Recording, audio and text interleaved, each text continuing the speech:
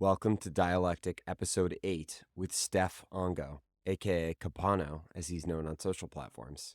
He's a designer, writer, entrepreneur, toolmaker, and CEO of Obsidian. Obsidian is one of my favorite products I use every day. It's a robust note-taking and thinking tool that uses bidirectional linking and an extensive plugin system to become one of the most powerful and extensible tools around. Steph's background is in biology and industrial design, but he is one of the most dynamic and multifaceted creatives and designers I've ever met. He's worked across software and hardware to supply chain and packaging with a former company called Lumi. He's an amazing writer. He's worked with wood and furniture. He innovated in printing styles with a former company called Inkodye. He's created his own custom color schemes and design systems and other forms of web and open source systems. He's made podcasts and videos. He truly is a polymath, and this is one of my favorite conversations I've had so far. More than anything, he sees himself as a toolmaker, and I think you'll see that in our conversation in the way he sees the world and designs for removing friction, making creativity more possible. We discuss many of his ideas and talk through several of his short essays, which have really pushed my thinking. We talk specifically about design and software, learning and agency, how to use constraints and style. Steph is truly wise. He is so energizing to spend time with, and he is prolific creatively. He's an amazing Twitter follow as well, and I would strongly suggest reading his writing after you've enjoyed the conversation. I believe this conversation pushed me and will hopefully challenge you to be more creative, agentic, and optimistic. Here's Steph. Ready to rock. Let's go. I'm really glad to be here with you. I want to start on a theme across your work and writing that seems to be one of the main reasons I experience you as being very opinionated in a good way. And the theme that seems to run across and maybe enable that is you really are thoughtful about constraint. Whether that be professionally, creatively, in writing and design. I think this applies to stuff like Obsidian's company structure and some of the ideology and principles behind it, your writing and your brevity, but also, frankly, just across your design thinking. I'm curious why constraint is empowering to you.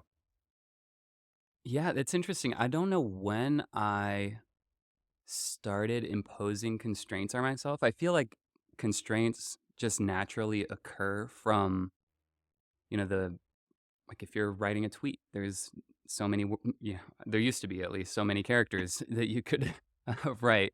Or if you go to my projects page on my website, some of my oldest projects are Winamp skins from like early 2000s or something like that.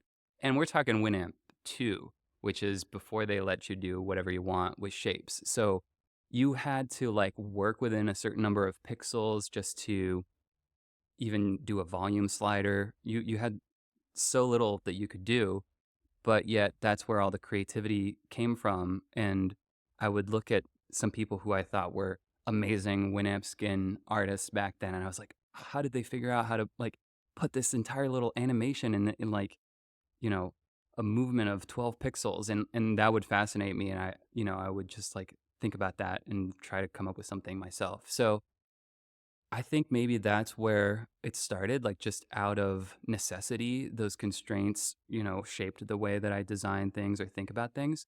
But then over time, I had eras where I had less constraint. Like, my previous startup before Obsidian, we went down the VC path. We had a lot more money than, any other project that I had ever done before. And in a way, I missed having those constraints, or the lack of constraint in certain cases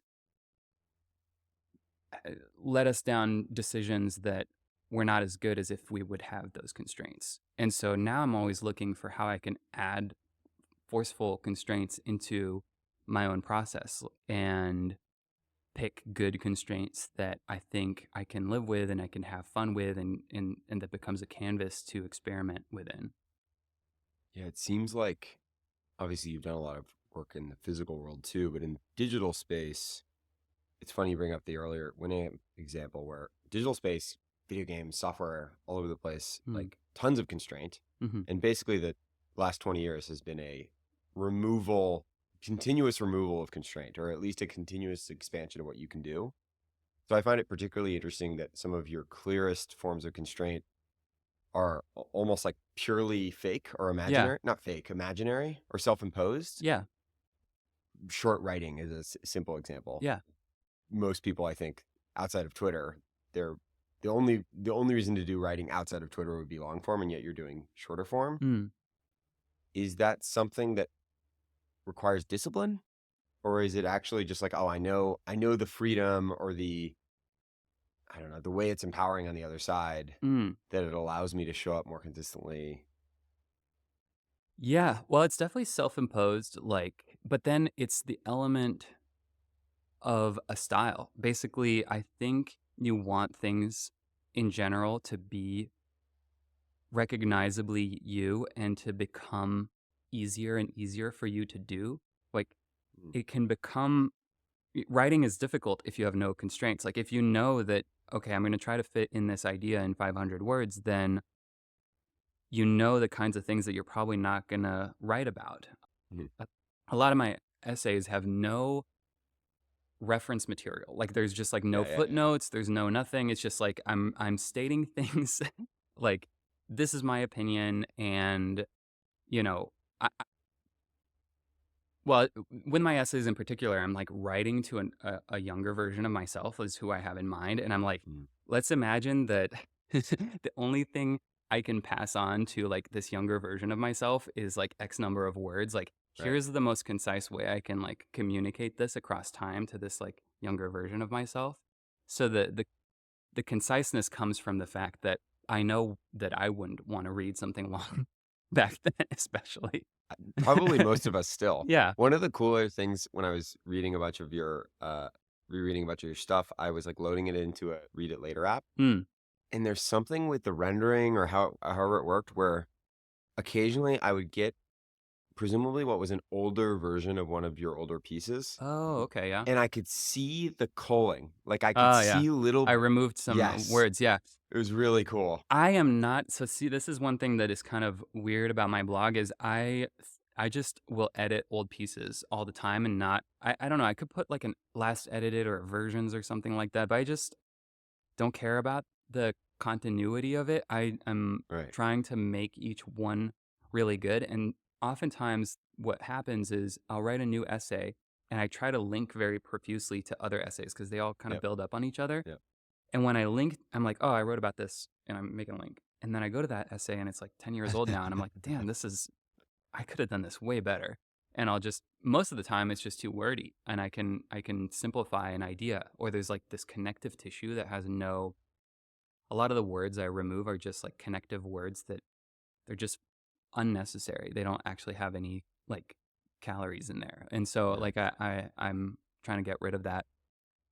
And then, recently at some point when Twitter stopped letting you link to things, I started putting screenshots of all my essays, and I wanted the screenshots to have a certain feel to them so that people, when they saw it, would think, oh, hey, that's from Kepano. And they would just instantly notice that it feels like one of my essays.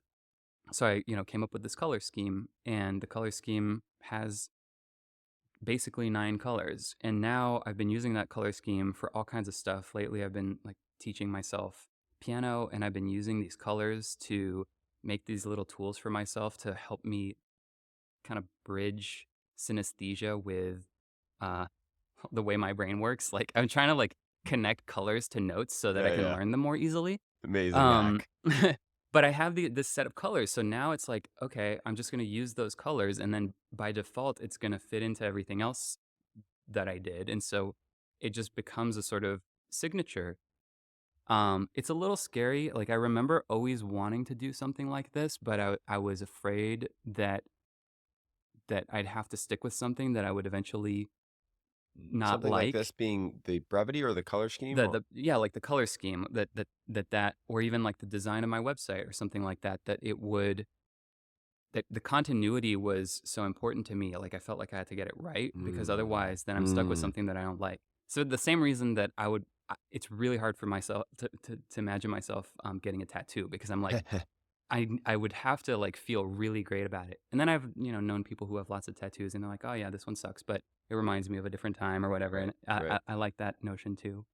But yeah, that ironic. Yeah, it's easier to relate to your digital self in that way. Mm, There's less permanence.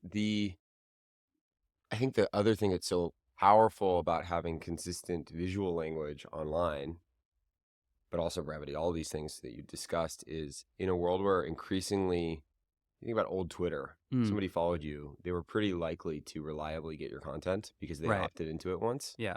That's not really certainly not how TikTok works. Increasingly, it's not how Twitter works. And yet, you're almost hacking like, you're giving people, before we turned the mics on, we were talking about like using not your face as an Mm, avatar. And there's a similar thing there, which is it's a little mental visual cue for somebody to kind of, oh, I've seen this before. Oh, I like that guy. Oh, that guy with a little beige face. He yeah. had interesting ideas. Oh, I read a short screenshot essay from him. And that compounds in a way that I think is actually the way to build a following or a brand on the modern internet, where every incremental piece of content needs to almost earn its place.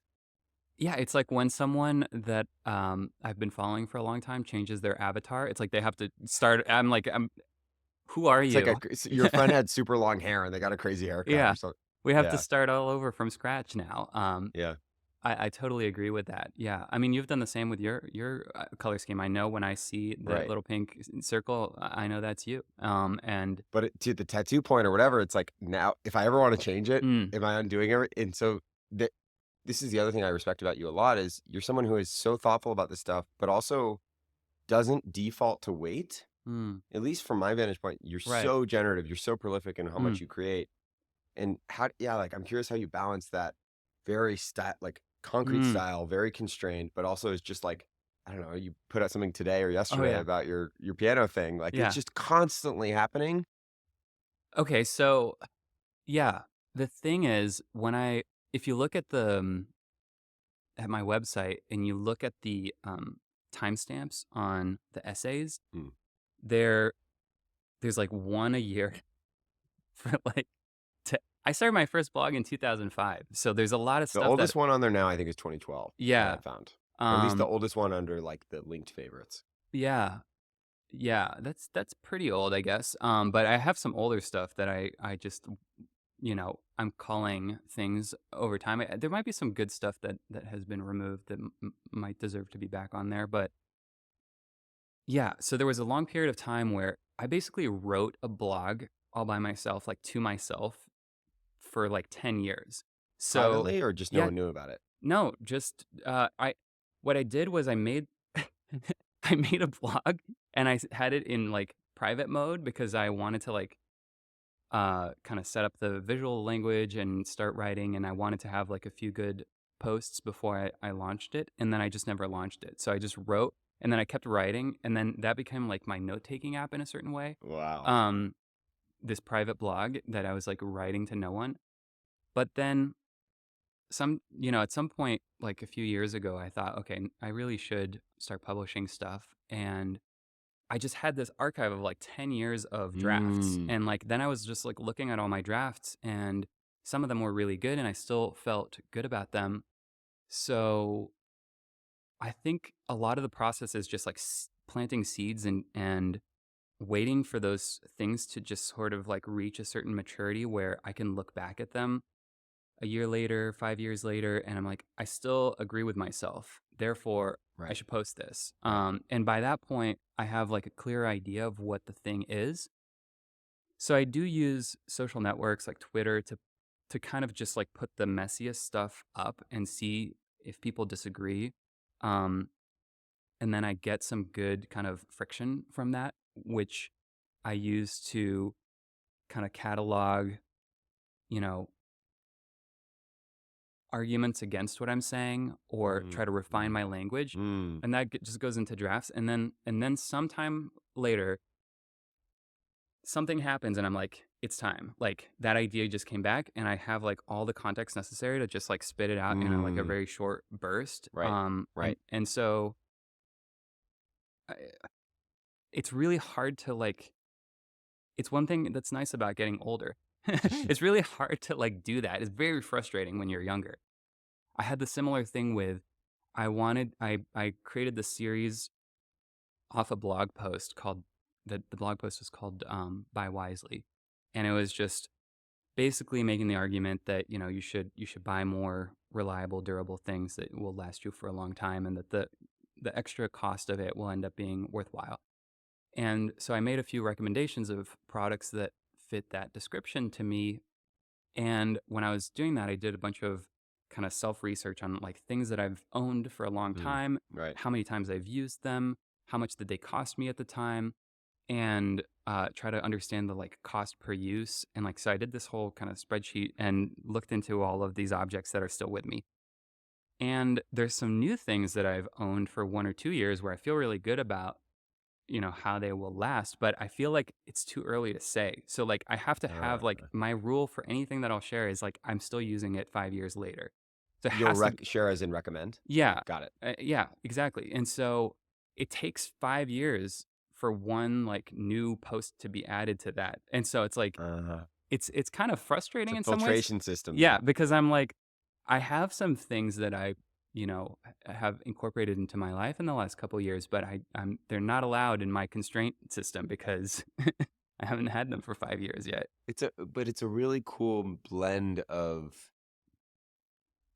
a baseline generativeness or generativity around creating things, about liking things, trying things, that has maybe it's insulation, whatever it is that you need to both keep enough distance from it that you can evaluate it, Mm, maybe not objectively, but a little more objectively, but also have the freedom to create. mm-hmm, I I think, like, even going back a little bit, like the idea of having a private blog or something like that. Like, I think people get caught on one end of that spectrum a lot. They either are like constantly sharing everything, there's no filter, there's not a mm, lot of signal, or they're hesitant to share anything. And it seems maybe somewhat deliberately and somewhat accidentally, you've created an interesting kind of amorphous filtration system that allows for all the good on both ends. The mm, creating, like, I don't know, the like Rick Rubin, create something for yourself and then share it with the world. It's like okay advice, but it's hard advice to take, and it mm-hmm, feels like in some ways you're manifesting some of that in a cool way. And then, by the way, I've experienced this where you go back and read something that you didn't think was very good, and mm, you're like, wow, I actually see mm-hmm, the part, the wisdom there. Like, that is, it's I one of the other ideas I love of yours that I think about a lot is the like audience of selves, the mm. stadium of past and future yous. Yeah. And it's sort this is sort of like you creatively negotiating with all of those and working together to kind of like figure out how to get to the best stuff over time. Gosh, yeah. That idea is basically if you think of yourself as, let's say you live 80 years. I forget what I put in the essay, You but had it in days, I yeah. think. So but if you live 80 years and like each new day is one person, it would fill up a stadium. It'd be however many 50,000, 60,000 days in that stadium represents 60,000 people, and so your current self, today's self, is on stage. You're in the middle of the stadium, and all of your past and future selves are sitting in the audience. So there's like baby you, like there's like a 1 day old version of you, all the way to like 80, 90-year-old you. And they're all sitting. And I don't know, in my stadium, I don't know how they're seated. I think they're at random, but I've talked about this with other people, and they're like, oh yeah, in my mind stadium, they're all sitting in like Chronological. chronological order. So there's like a baby section. there's there's an old me section. Um, I like that. You can imagine looking to the part of the yeah, stadium. Oh, I'm appealing to my 5-year-old self yeah, in this moment. All 360 of them. yeah, and I think that's yeah, basically anything I've ever really tried to create was for a version of myself. Like, Hmm. and that makes it a lot easier in a way because the more I've gone in that direction, the more I find that people actually respond to it. Like other people respond to it. That like I'm the point that you're referencing about this piano thing, I have a real problem trying to learn musical notation. It's like it doesn't make sense to the way my brain works. I want to get good at sight reading, and for some reason, the musical notation is something that really is problematic to me. So I'm trying to figure out solutions to help me with that, and I've been posting some ideas, and then other people are like, oh yeah, that's cool, like, that would help me. People are also in the same situation that I am, or they're teachers and they're trying to teach students how to sight read, and they're like, oh, I could use this with my students. And I don't know. I mean, this is like not, this is just a trope at this point, but it's like, yeah, make something that you would enjoy, and then other people, yourself well, and you're unique, but then a lot of people have the same problem that you have. So if you understand the problem well, then other people will probably enjoy whatever Yeah. solution you come up with.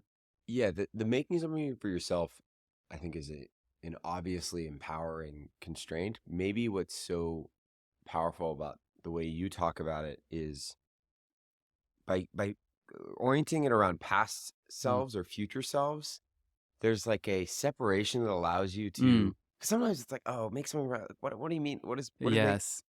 I almost have back to the sort of the idea of like being able to go back to something you wrote in the past and reduce it and make it even more clear. It's almost like the older, wiser version of yourself going to that young self who was energetic and had the idea and had so Mm. much to say about it, but didn't quite have the words. And Mm. you can almost imagine that person, like the older you, like putting your hand on the shoulder and saying like, oh, here, let me help you word this. Like Right. it's like a really beautiful metaphor that I think is still anchored around that constraint of the audience of one, this pretty common idea, Yeah. but it's a cool tweak on it that I think is cool. It's helpful. And also the thing is that, people ask this question, like, what piece of advice would you give to your younger self or something like that? And it sounds so grandiose, but like some of my things are just like, this is the kind of shaver you should buy. Like or this is like it's like so basic and I like, went through a bunch of yeah, pain to learn this for you. yeah. And it's not, it's not that grandiose. It's like, this is, how you should meal prep or something like Right, that if you right, right, want to right, right. like not be hungry at 1 p.m. on a work day. Like these are not like really like big problems of society. They're just kind of things that helped me becoming an adult, learning how to be me. I don't know. But And often the yeah, writing from other people that yeah, we all find so useful ends up being kind of shaped like that. yeah. It's just really, really basic stuff Yeah. sometimes. We on the topic of removal, Mm, you wrote a piece I liked a lot about when you talked about like the invisible. mm, Removal is often invisible. It's like people cleaning up a beach. right. And it made me think of there's the Steve Jobs idea about like focus isn't about just choosing what to work on. It's about saying no to 1,000 good ideas so you can Mm, work on the things that are really, really important. yeah. And whether it be again in a going back to an old piece and you're figuring out how to shorten it by 25 words to make it more clear, or in design and product and building the business, how do you say no? I struggle with this in writing as an example, or even Mm, maybe in editing podcasts and all the other mm-hmm. things I do in how I spend my time. Like, how do you say no to the good stuff so Mm, you can spend your time on the really good stuff, especially as someone who's so hmm. prolific? Um, yeah, so the idea of what can we remove is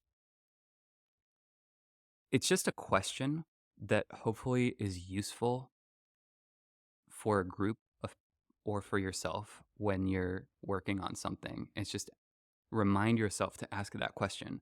What can I remove? What can we remove? What's like not contributing to the thing? And oftentimes, when you're writing an essay or you're building an app or you're working on something, some of the prior like first draft stuff ends up sticking and staying into the Mm. final thing. And so that's one of the things that I like about giving myself like a long pause before I publish is that then I can see, oh yeah, that was just like this weird old cruft that was there from like an early version, and like you get kind of stuck keeping it around because you're just in a flow, and you have like a memory of your past self from an hour ago when you started writing this essay that like it still makes sense. You needed it to get there Yeah, almost. you need it to get there. And so you have this. Yeah, I mean, it's like again, classic wisdom from writers. Like I forget what it's like, uh, kill your darlings or Oh something yeah. like that. It's like it's a classic thing, but that having that gap where you come back to something with fresh eyes and you're like, oh, that's so obviously like unnecessary I was now. holding on to this an Yeah. hour ago or a year ago or whatever. Yeah. And so there's a part of it is one tool that you have is the ability to just like come back to it the next day or, a year from now. Is it actually urgent? Maybe you're working on you're doing some work and you can't that's not how they work. You have a job to do, you have to ship something tomorrow. Um so we have this all the time with Obsidian. We're working on a new release of Obsidian every few months. We have like a big new release, and so there's always a point, every single release has it, where it's like, do we want to add this other feature or bug fixer thing, or do we want to ship what we have? And an earlier version of myself, like in my younger days, would always choose like, let's make it as good as possible and then ship it. But now I'm always just like, let's ship something and cut everything that we can cut so that it's good enough to ship on this particular day. And once you change your mindset to like, I know that I want to put it out there tomorrow or in a week or a month, it just forces you to trim anything that that's not necessary. So that's another tool that you just it's another form of constraint. Like one constraint is a Yeah. time-based constraint, just wait a year and see how you feel about it. Another constraint is just tell yourself, I got to put it out tomorrow, Yeah. so Yeah, the therefore I got to cut reverse. everything. Yeah, but that like zigzagging between those two ends of the Right. spectrum is actually a very common thing that I do. It's like tacking. Tacking is like how you move against the wind in a boat. Oh, Like huh. if you're trying to go straight against the wind in a boat, you have to basically zigzag your way. So you go all the way, 45 degrees left, and then you go 45 Cool. degrees right. And you're making like forward progress, but you're doing it in a zigzag fashion, and you're Yeah, like bouncing back and forth between left brain, right brain, long term, short term, totally. maximalist, minimalist. Most of us are stuck in the middle, being Yeah. pulled on both sides all the time. Yeah. Yeah. Yeah. Only there's this quote, I'm like, this comes up all the time with my partner, this quote from T.S. Eliot, which is, only those who are willing to go too far can possibly find out how far one can go. And so it's just like, let's Mhm. remove everything. Let's add everything. Yeah. Let's just see what happens, Yeah. like for science. And Yeah. Yeah. and and then you're like, actually half of this stuff was not necessary. So, and it kind of depersonalizes your attachment to whatever you're doing. And I think that was like fundamentally the point about that what can we remove essay was like, we get attached to the things that we can see, but like when you come to a beach that's totally, pristine, you don't know who was there before, like picking up all the trash. Right. And if you're walking around that beach and you see a piece of trash, you should pick it up so that the next person has the ability to like enjoy a pristine beach. But they will never know that you were like, they will not, they will just enjoy the pristine beach. Right. Yeah. It's not even that they're not thinking about who cleaned it up. They're Yeah. probably not even thinking about the fact that it had trash. The reason Yeah. and maybe there are other metaphors that are better examples. Sometimes interior design or whatever. It's Yeah. like it's actually what's not there that makes the space so great. And Yeah. so it's this subversion or this. Yeah. Wow. That's powerful. The last constraint related idea that I wanted to ask about is you've written extensively about, which would be highly principled, if not ideological, approach to making software and building a company with Mm. Obsidian. This, I think, probably the most famous instance of this that you continue to write about in different forms is file over app. This Mm. idea that we should have plain text, usable data in files independent of the tool.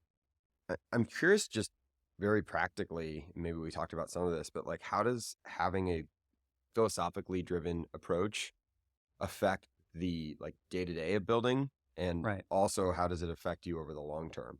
Even it's maybe something as simple as like how often we can ship an update and Mm. what goes into an update. How Mm-hmm. is it easier to remove stuff because of the principles? Is it harder to remove stuff? Is it harder to add stuff?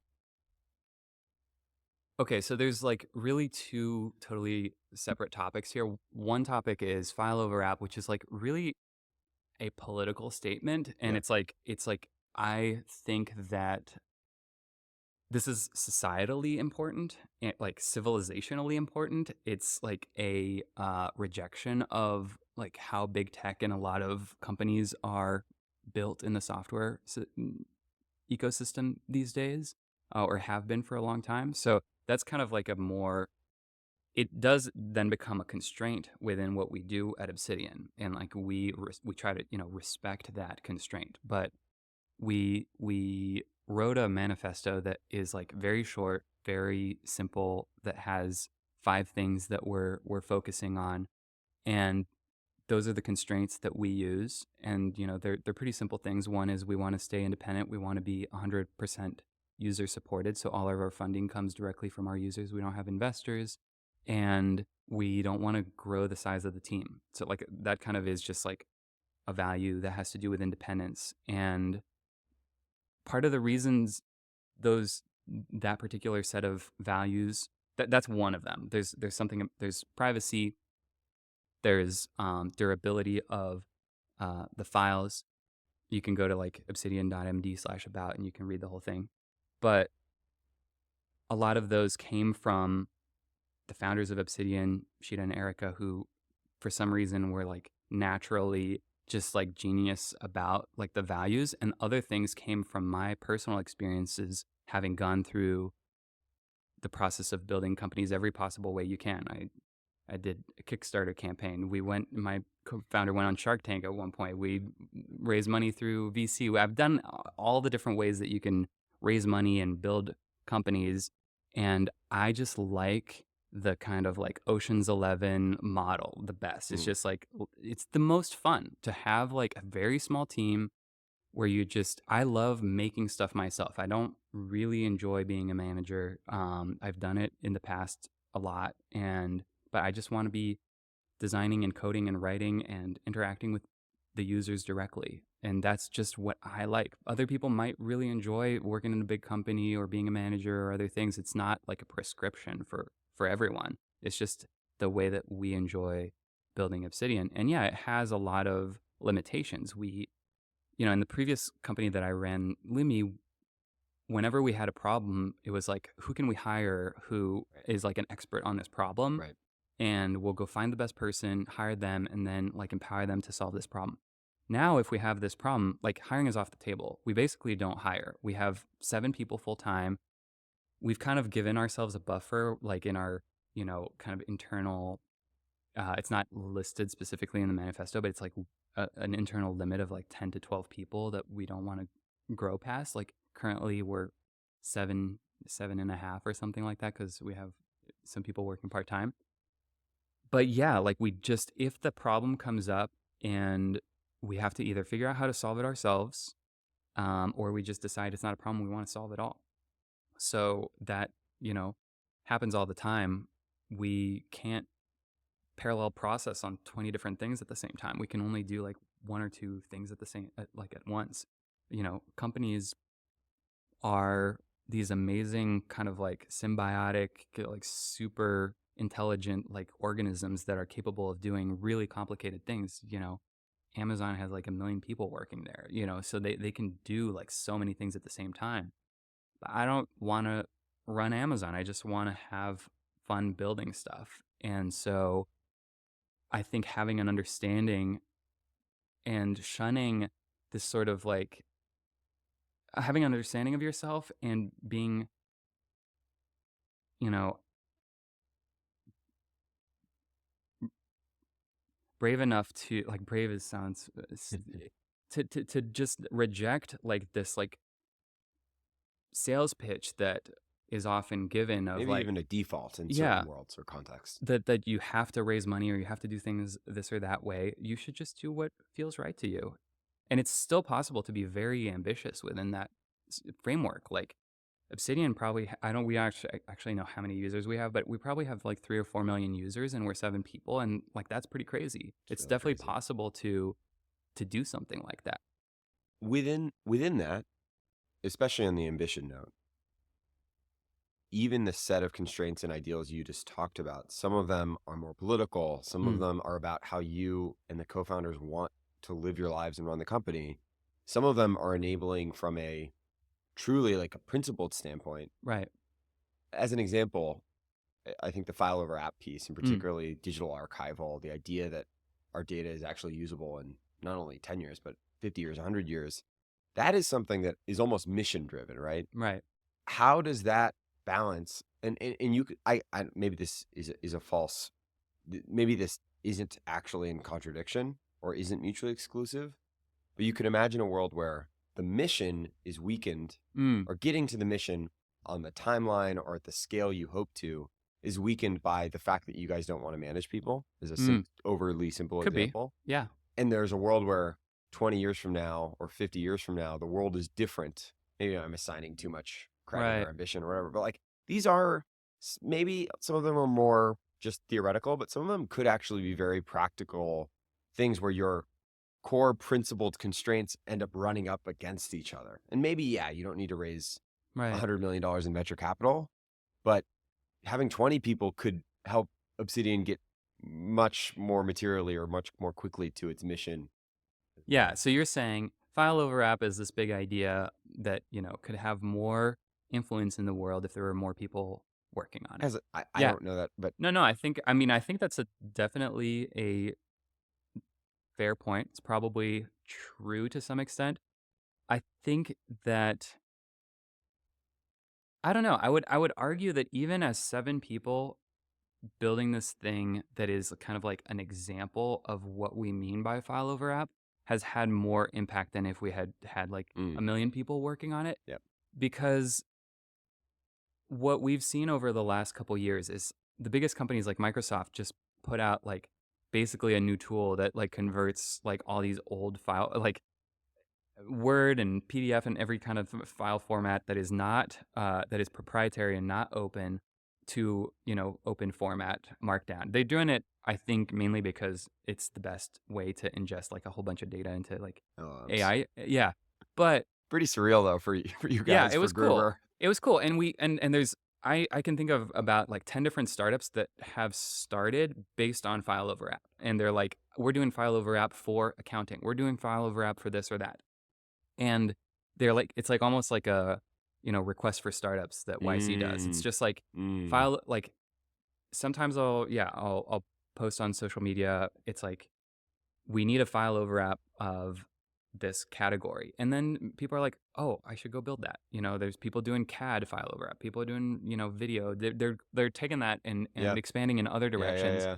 And if we thought of file over app as like a proprietary idea that only, we should be the ones focusing on, it would be less powerful. It's better for everyone to have, if the idea is powerful enough and it's, and enough people agree with it, they can just go take that and run with it and build in their area. And now it becomes like there's a shared ownership of that idea. And I think that's in a way more powerful than trying to do it all ourselves. But it requires us to like give it away and be communicative about like, hey, everyone can do this. I maybe even more simple than that, or more foundational, might just be the most important part of anyone's work is like staying in the game. And on Yeah. some level, Yeah, you are doing it in a way that allows you to do it, and maybe for a will long allow time. you to Yeah. not to mention, Yeah. if you were managing a bunch of people, maybe you wouldn't have had time to write Right. file over app. I didn't back when I was doing Lumi. I didn't have time to write because I was managing people, and like, it's funny.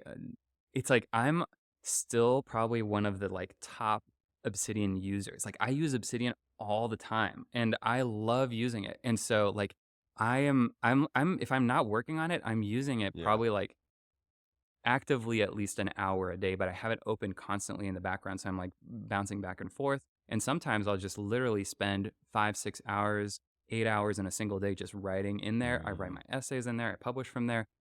I work on like my side projects, like this piano thing we were talking about, a lot of my planning, or sometimes I'll be building plugins. Like, I think if someone who is like a user of Obsidian were looking at the way that I spend my time in a day, they would be like, you could be spending more of your time like building Obsidian instead of using Obsidian. Some people are like, where's this bug fix that I've requested like 2 years ago, or where's this feature? You're spending too much time using Obsidian and not building Obsidian. that's kind of what people are saying in a certain way, not in those words necessarily. But I don't think I would be building Obsidian Yeah. if I wasn't using it. Right. To me, like, actually, the company is secondary to my personal goals of actually using the tool that I want to. The reason I'm making it is so that I can use it, not the other way around. And if I wasn't using it, then Obsidian, the tool, wouldn't be as good as it is. So it's like Yeah, it's a that's powerful paradox in a way. and that's something that I didn't enjoy as much working on my previous startup, which was like we were a B2B, supply chain tool, and by the thing that we were making, we were not using Mm. ourselves, and because we couldn't, we were busy building the software that was like a manufacturing and logistics platform. I think that going back to the earlier topic of like building something for yourself, if you really care about that, you have to make sure that it remains true, even like as the It's just thing so rare. grows. It's It's so really rare for that to hard. happen. Yeah. It's really hard to keep working on it. Like, just think about any startup like that you use their product. Like, how many of them like are actually using the thing that they make all the time? Well, they probably started out Yeah, using it, or they had that problem. I mean, yeah, presumably you guys had that problem with yeah. Lumi, and that's what. Yeah, yeah. It's almost a craft in and of itself to set things up in a way and maintain them in a way that allows for you to keep playing the game you want to play. Well, and you have to have the stamina.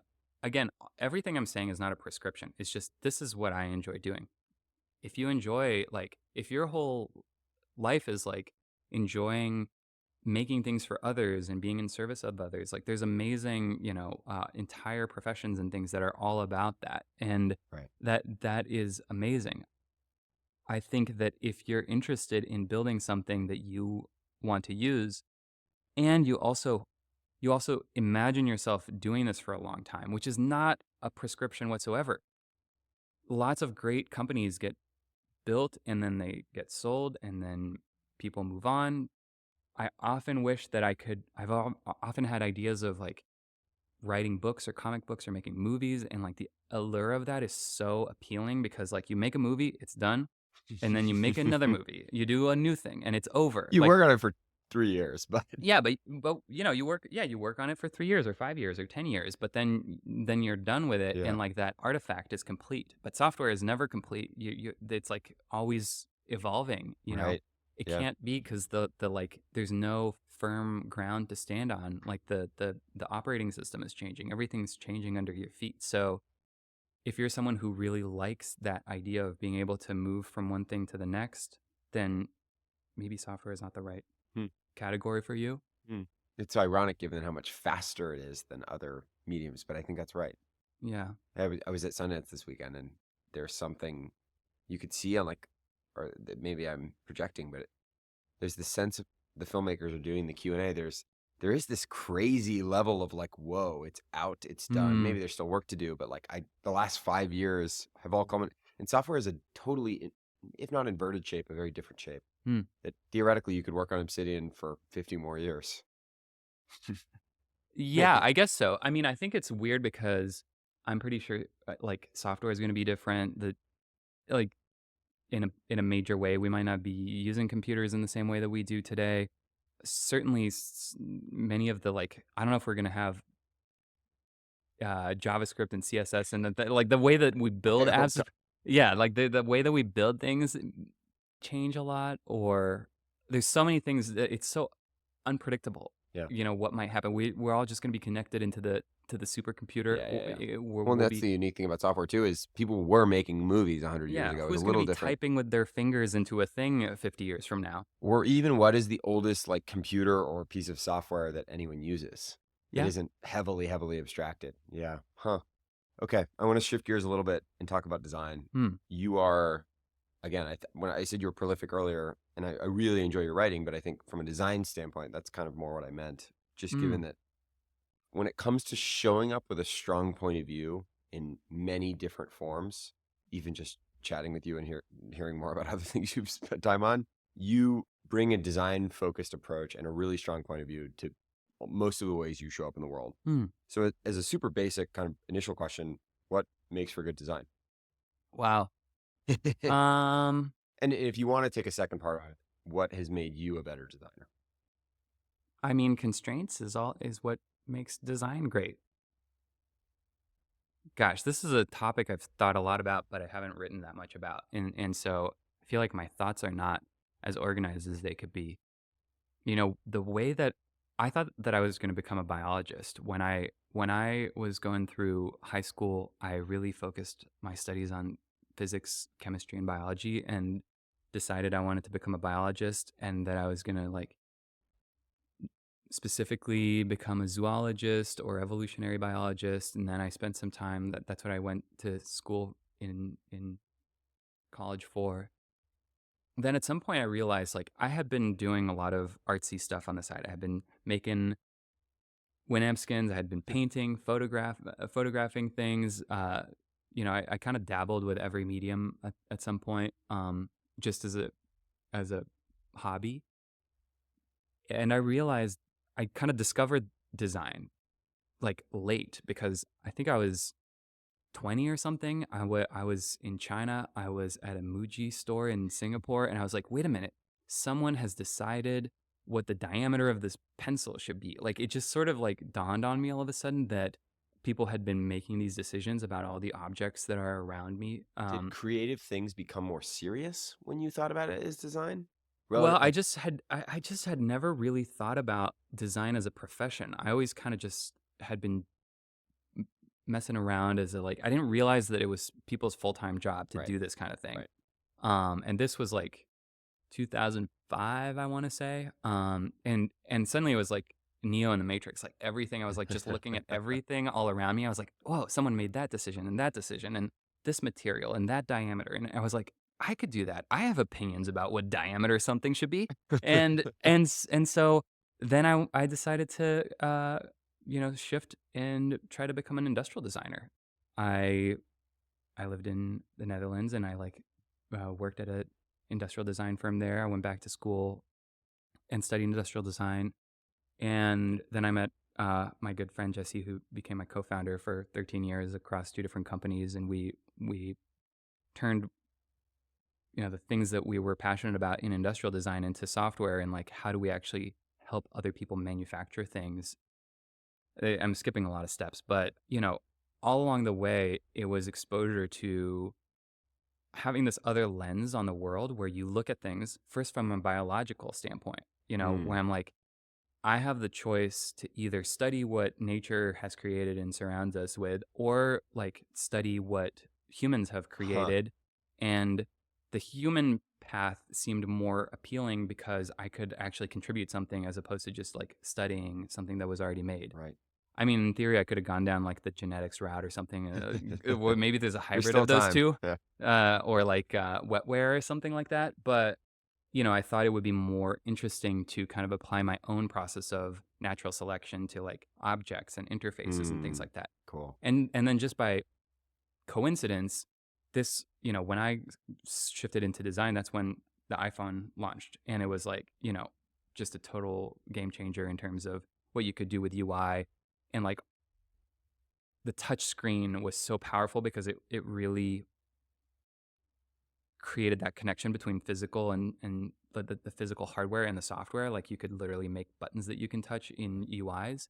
So that was really exciting and kind of pushed me down that software path. But along the way, it's like, I took classes in typography and woodworking and UI, and studied things like just by going to like view source or inspector. Like, so I've just always had this curiosity about how things are made, how they look, why they look the way they do, what is the structure of things. I've had just like a lot of like curiosity, and then you kind of start to see patterns more. You see patterns in nature, and you're like, oh, it's again the question of constraints. Like, Hmm. uh, how do Fibonacci sequence type of stuff? Like you look at how plants grow and how they work, and they're all like working within these constraints. So I don't know if I'm answering your question, but like the ultimately the things that make a system feel appealing to use, ergonomic, intuitive, understandable, beautiful, they tend to find a way to distill like what this thing is for into something that is easy to understand, and the things that are easy to understand tend to somehow be simple or understandable. And so like that's like the thing that I'm always searching for, is how to make something understandable, and what's extraneous, what could be removed. If you, it's almost like if you reverse that story, you would have a strong case for why so much of great design is so obvious and Mm, intuitive or even invisible. yeah. It's that it's almost the two versions of you. It's the first version of you that just is like appreciating the world, and it's the great design almost puts people back in the matrix, Yeah, and they don't have to wonder about the way things are. that's true. Yeah, ignorance is bliss, as Cypher said. Yeah, I mean, it reminds me of my high school biology professor. Shout out to Mr. Billiot. He was the first to teach me the idea of like use it or lose it in nature, which is just like, I mean, it takes nature millions of years to like get rid of something like a tailbone or a Right, appendix or whatever it is, but nature has this kind of way through evolution of shedding unnecessary things right, and kind of like right, being evolutionary fitness, like being fit to its environment. So, what is necessary for a product, a physical product, a software product to be fit to its environment? It has to be efficient at what it does. And the efficiency in that, in a way, is what creates beauty. I love looking at like machinery, because machinery is so, it's not trying to be beautiful necessarily, but it kind of becomes beautiful just by, the form follows the function. Like the function of the thing needs to do a certain thing, and so it has to look a certain way. And through that, there's a certain kind of beauty that we recognize that is not that different from nature. And maybe I come from a more like modernist design tendency, a more minimalistic, less maximalist. I think that aspect, I appreciate it when I see it, but I have a really hard time practicing it. Like if you go to Europe and you go to like the art, like ancient architecture or like Renaissance, and yeah, it's like Florence. so yeah, it's so beautiful and so complex and so ornate. I have no ability to do something like that. It's really hard for me to design things that have like a decorative aspect to them. And I'm not sure if that's like just because I was trained in like the world around me, because I grew up in the era of like mass production and everything is kind of designed to be very Hmm. streamlined, or if it's natural to, I don't know if it's like nature or nurture, that Right. the kind of like tendency towards minimalism that I have. But I can appreciate the beauty in complex things, but I also am always searching for like the most pure version of whatever it is I'm building. Well, you've mostly, maybe not mostly, you spent a lot of time working on tools, Mm, which could be one reason for at least a lot of your design manifesting with an emphasis towards function. yeah. What makes a good tool? But that my favorite definition of a tool is, it's something that converts what you can do into what you want to do. So a hammer is a perfect example. You have what you want to do is put a nail into a wall or a piece of wood or something, and what you have is a hand, and you have to convert what your arms can do into a point of hard steel that will just like drive that nail into the wall. And once you see tools in that particular way, it's like it opens your eyes to what is a car, like or what is a computer. A computer, like why is a computer the shape that it is? It's like all these keys. Why do the keys exist? Because we've got fingers. Like if we didn't have fingers, like a computer would look different. And so then you start to look all around you, and everything is made out of like is handles and ergonomics, and that translates just as much in the software world. We have eyes, we can speak, we can, like, these are the things that we have at our disposals. This is what humans can do. This is what a tool that's designed for a human to use, what shape it should have. And so the best tools conform to us as much as possible and allow us to do something that we want to do. And the edge of tool making is always, what are some new things that we want to do that we never thought of doing before? What are some new capabilities in like the way that we can make tools that, like for example, right now AI and LLMs is like so fascinating because it's like a new substrate for us to create tools that are really interesting. Humans are not very good at reading 7 million books and in every language. Like Compressing them. we're not really that good at that. But we have desires, like we want to make, a new piece of software, and we want to like take all of the knowledge from the internet. Every bug that's ever been reported to Stack Overflow is, in an LLM, and so Yeah. you can like ride on that like giant sandworm or whatever and take it into the direction that you want it to go. And so a tool can be made out of that. But then there's also the needs. A lot of our needs as human beings have not changed at all for thousands of years. We still need a comfortable place to sit, a comfortable utensil to put food into our mouth. Like we have these things that haven't changed very much. Like the needs are pretty much exactly the same as they've always been. How do we satisfy that need in the fittest way possible, given what we're able to create today? Obviously, in the physical world, that explanation is really easy to apply. In much of digital space and software, we've created all kinds of tools for doing things, creating things, consuming things. You work on a thinking tool. Some people use this phrase tools for thought, which I think has some baggage with it. But that harkens back to this classic bicycle for the mind idea around computers. I think people are bringing that up again now with LLMs. But in some sense, it's a little more abstracted than even something like, hey, I want to consume a book in a shorter period of time, or I want to create a video, or I want to whatever. So many of the other things we do with software. In some sense, the ultimate thinking tool, the pen in the Yeah. notebook, hasn't necessarily evolved that much. And I would at least put Obsidian and tools like it in a bucket of, yeah, I use it sort of to store things. But you were describing this earlier, like the most interesting thing about Obsidian is I'm using it to think, Right. which feels like it's this more amorphous, or at least, if not novel, it's a little different than most of the ways people experience using computers and frankly, most other tools.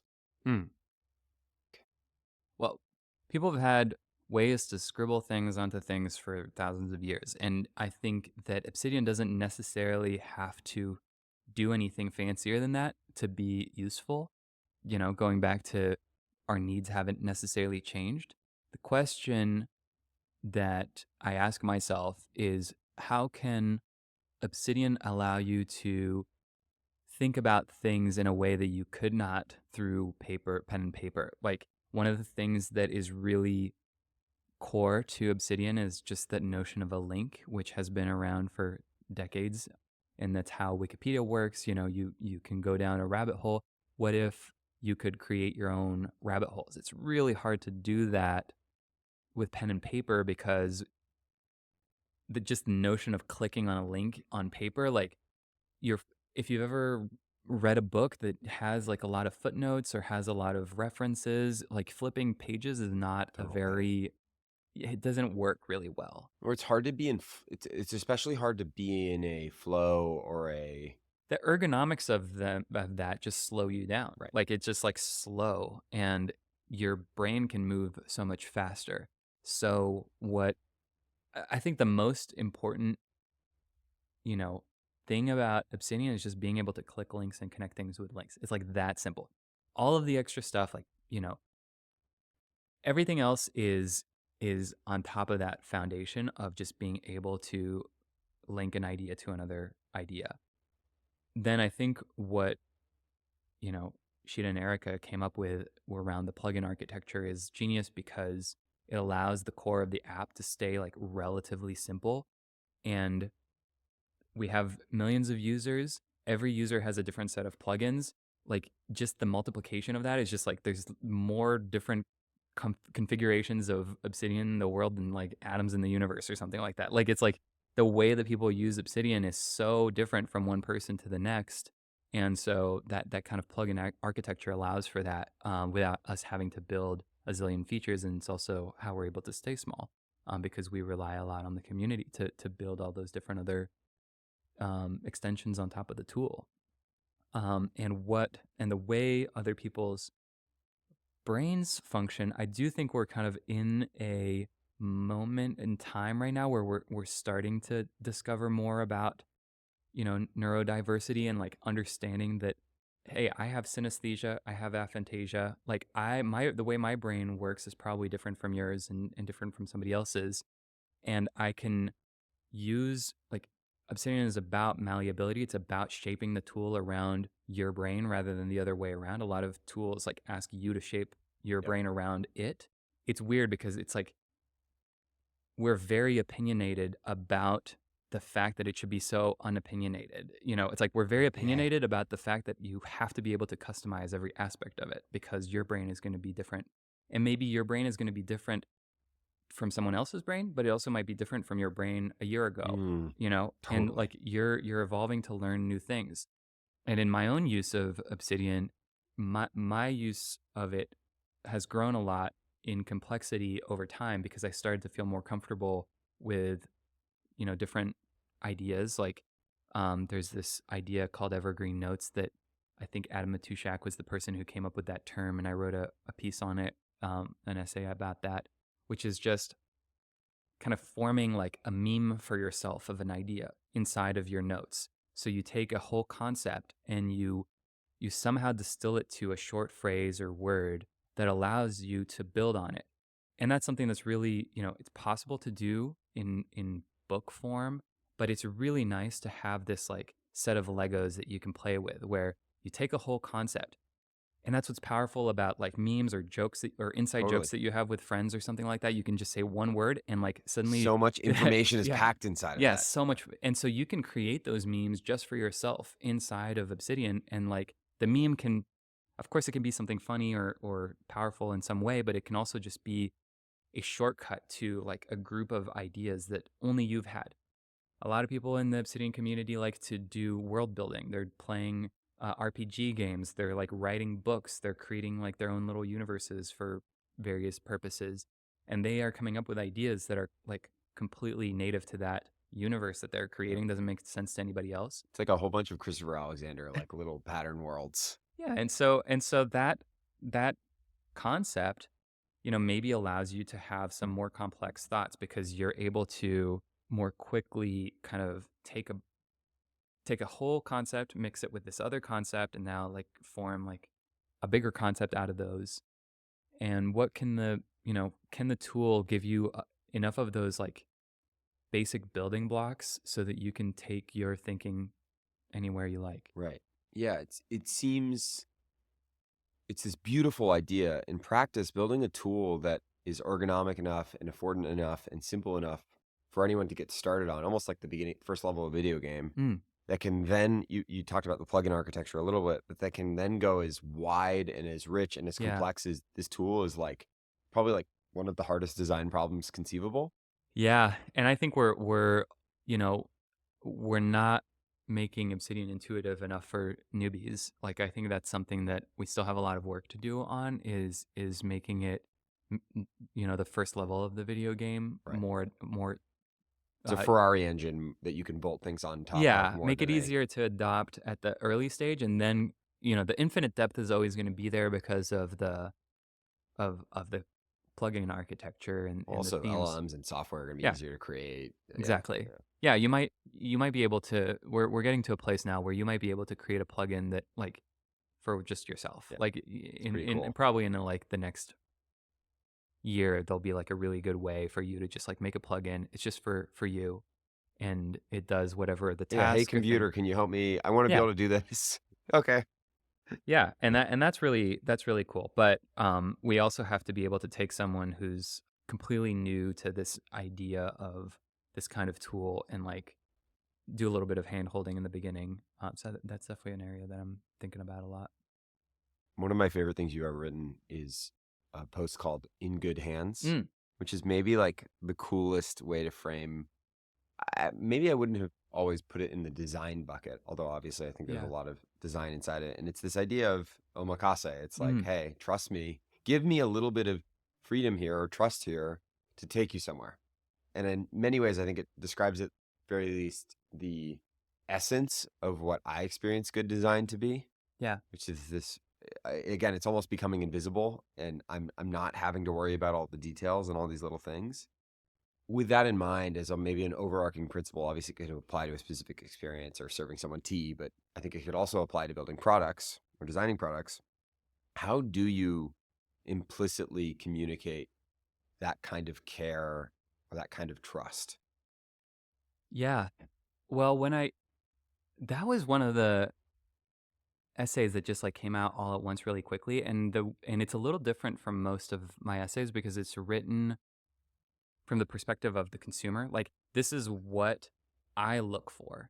It's not a prescription of what to do. It's, please, world, feed me these kinds of things. Yeah, yeah. And it is, I think, a feeling that everyone has recognized. Like, you watch a movie or you go to a restaurant and you sit down and like a minute in, you're like, this is gonna be a good movie. I can tell already. Like, Right. I know, like the whether you have the vocabulary to express it or not, if you haven't been to film school or whatever, like, you may not know, but you feel like the way that it's shot, the way the acting is, the attention to detail is like coming together in a way that makes you feel like the person who made this or the people who made this really cared. At its best, it's nonverbal. It's Yeah. like I actually can't describe what makes this so great. Yeah, exactly. And I think almost by definition, anyone who's like listening to this is probably going to be like trying to make things in this particular way. But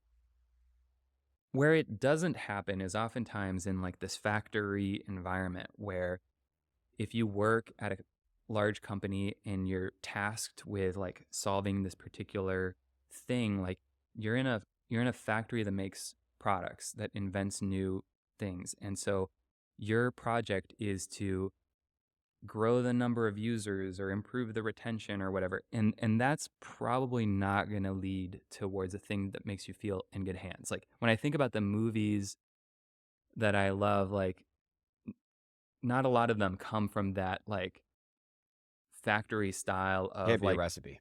of making big, Marvel movies or something like that. Like, maybe some of those early MCU movies were kind of in good hands because you felt like there's some people who are real comic book nerds who like they were so passionate because they'd been reading the comics their whole life and they wanted to make a really great comic book movie. But then once it had been turned into a formula, you kind of start to lose that feeling. Hmm. And so fundamentally, I think the best way is to really care, like, to just, if you and you can feel yourself as the creator stop caring about things sometimes. And that's like a very hard feeling. Yeah. Oh man. And when you stop caring about something, there's no chance that you're going to like make something that makes someone feel anything. It's falling out of love in a way, right? Yeah. If you're not in love with the thing that you're making, how is anyone going to love it? Mm. So it's hard to fake that. Like, it kind of, you have to be patient and choose things that you want to work on, that you really have the attention span and curiosity to like put that amount of attention to detail because you care so much about it, because you would want that thing to be that particular way. And then the decisions that you make don't really make sense from a allocation of resources Right. like, doesn't make financial sense. It doesn't make sense for you to be spending so much time, obsessing about this particular detail, but you have to in your soul because you know that it would give you pleasure if you were Right. on the other side of that. You're painting the back of the cabinet, Yeah, whatever. Yeah. You and know it's there. yeah, you wouldn't be able to sleep at night if you knew that the back of the cabinet was not completed. So I don't know how to find that, really. I don't know how to like tell someone, to do that. And maybe the thing that you're doing is not gonna be a huge commercial success because the thing that you really care about and are super geeky and have infinite patience and attention to detail for is not necessarily something that like a million other people care about. Um, and so can be hard to hear sometimes. So I don't But know it's if a I have. little bit of the advice to create for yourself, right? Yeah. Like it's maybe it won't, but also the world's pretty big and the internet's pretty big. Like it turns out that if you really love, maybe part of this is that the love has to come first, and then you can't necessarily control how wide that reach might be. If you care, I mean, the recipe for success in almost anything is to just care more than someone else. Mhm. Like in that's my way of going about it. There's other ways. Like you can make it cheaper, you can make it at bigger scale. There's a lot of other ways to be successful, but my favorite way of building things is just to care the most out of anybody. Like I know that I can really care about all the details um of this particular thing. And then there is, okay, you can care a lot, but then you have to have the craftsmanship. Okay, like someone, you see, again, like movies are a great example. You can see great filmmakers evolve over their career and see, like, if you go to like old Ghibli films and you go to the newest Ghibli film, you can see how like Miyazaki's like the detail work is so much better. Like the way that they're using color and the animation is so much smoother. They have more time to be able to spend on all these details. You can see like the vision that he might have had earlier Right. in his career come to fruition, and like your earlier attempts may not have the same level of craftsmanship because you're still learning the technical skill to be able to accomplish your vision. Yeah. And that is also frustrating because sometimes you're like, man, I really wish I could do this. Like, for example, I'm like learning how to play piano and I suck at it. Like I've been working on it for like a year, like a little over a year. And my partner is like an amazing pianist. Like she's like literally a genius since, like she was started playing piano when she was like 4 years old, and she's just brilliant. And so I can see like how frustrating it can be for her to like teach me these like really basic things. But she's also a great teacher. But I'm like like the stuff that she was doing at 4 years old, I'm struggling with right now. Yeah. And so it's like so frustrating because I have aphantasia, which means I can't see like pictures in my mind visually, but for some reason I can hear music extremely well. Like it's like I'm listening to an iPod or something in my head. Like if I just want to play a Mhm. song, I can just like play it, close my Wow. eyes, and I'm like listening to a whole song. It's great. But I can't see images for whatever reason. And I have like music in my head and I want to be able to like express it, but I can't. Like my fingers will not Wow. do the things that Wow. I can think You don't of. have the interface. Yeah. And I can whistle. I can, I'm not a great singer, but I can hum. And so I'm at that place. But I feel like I've been having a bit of a breakthrough in the past few months where I'm starting to use a different skill set which I have, which is like making products and tools. And I'm trying to use that skill set to train myself to like create my own approach to learning that is going to work for me. Because I've tried every app that's out there and it's not working for me. I have, a great teacher at home, but she's not full time. She also can't see totally inside your brain. Yeah, yeah, and so I'm trying to kind of get to this place where eventually I'd like to be able to recreate the music that's in my head and play it on a piano. And Sounds like a bicycle for the mind, by the way. yeah, I, This it's a I don't know what it is for the mind, but it's a thing for my mind. It is well, the whole thing about the bicycle is like it Yeah, turns the human from the one of the least locomotively right. efficient creatures to the most. So much of the example you just gave expresses what is so wonderful. One, about design in general and tools, but two, what at least excites me so much about where technology might go. There's this literally exactly what you described. There's this Ira Glass Right. Yeah. quote about when your tastes and your abilities don't line up. And I think that this was maybe inspired by games, but there's this really empowering idea of where this guy C.T. Nguyen, he talks about how game designers sculpt agency by Mm, aligning the player's goals and their abilities. yes. And so in some sense, how many people have had the experience that you describe with piano in countless ways? And yeah, we've made tools somewhat with the internet, and Mm, software and technology are really powerful. They've done a lot of cool things, but maybe the surface area of allowing us to have more agency in all kinds of ways to do things we haven't maybe been able to do or haven't even considered trying, Right. especially when, by the way, software is free and really fast to make. Like that Yes. feels like just such an amazing opportunity and kind of like unlock and huge. And like to allow the person maybe the dream would be that you can sit down at a piano and have the same comfort Mm.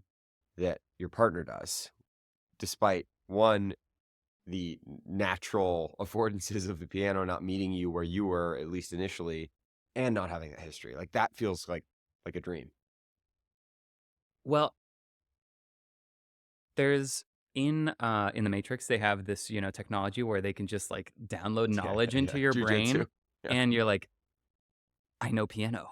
And you suddenly, I'm like, just like that happens. Like, okay, I'm just imagining a future where like that exists. Or there's and like somehow my brain gets downloaded with like piano knowledge. Or there's another, universe where instead of my brain becoming, downloading all how to be a concert pianist, the piano downloads my brain, and it's like the piano is like, oh, I can see your thoughts now. I can hear the music that you can Mm, hear. That's another world. But then probably neither of those things is going to happen. yeah. And what's going to happen is another essay, which is pain is information, which is like the pain of having to go through like and learning anything is painful. And I mean pain in like a very vague or broad sense. Like it like requires work and it requires you to reshape your brain.